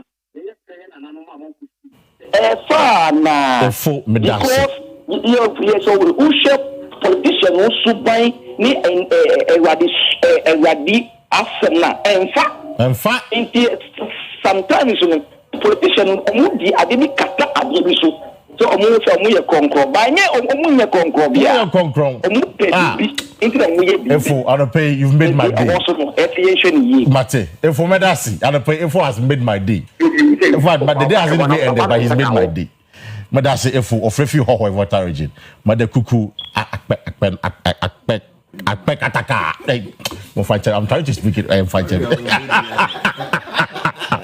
yeah hello good morning yes I was enough for there oh it's me now man so facha me yeah corner say hello good morning sir yes I was enough for there facha friend Kwesi great Kwesi at you but before on be the second chronicle 7:4 Kai mami na the Bible dia na binyaji second chronicle yet you 7:14 aha yet you I say that's all man of the do also I bet you won't go to for neighbor no so for the idea no free was so let me tell you politicians in Ghana for that national tank one again and in the Brabona airport, Bakana, Chakon, Bonia, the Nam to ship, and the Montation of the Full. One of the mobile national tank, you see, I put food and other Bible food. The only other something in Omonia. It's a few free that one domino, National, a more of Brassica. What I said, a more of Brassica. Yeah, you're not Domina, the Pioneer, it's also Bible. Medasi. And the Bible need chemu. Yeah, the Bible match chemu politicians. But your next corner is on pay. Hello, good morning. Oh, when's been your song? Aha, young hello, good morning. Yeah, good morning. Yes, I force enough things in there. Yeah, I'm the rich person. Yes, you. Yes. The woman is so. Every final. And I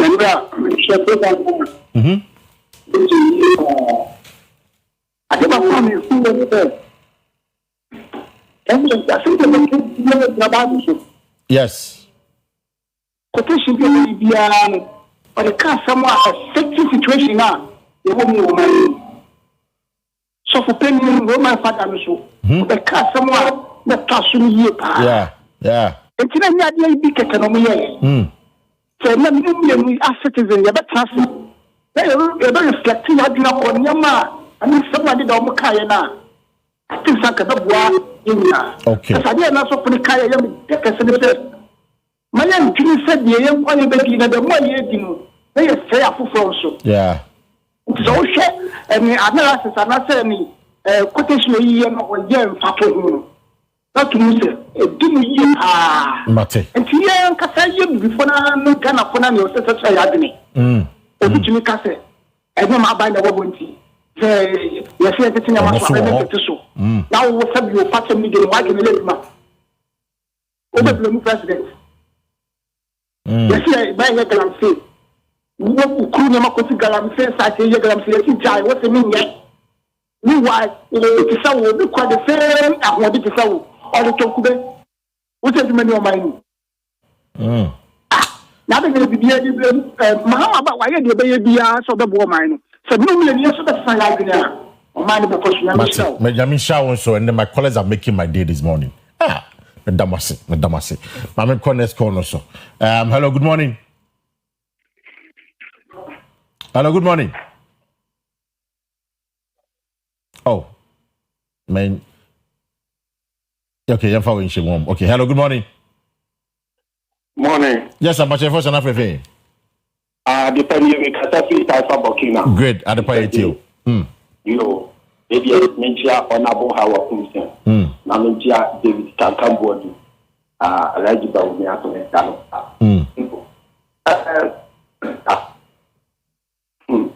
I would say, today, Mahama was a Tabisi Empire bottle. A Kufuado, Cathedral Nusin, not a Ginadia so. Make Ginadia Piebo, another second round. Ye, Nakaya, any cathedral. Tomokaya, cathedral, and then no need to be, and now we wash our boss.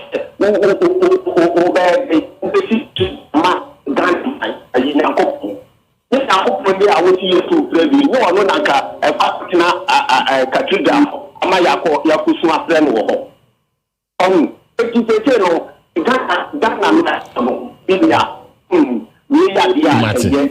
Mate, but are you suggesting to us that Empire Ball a year we are a program and run Yamundi?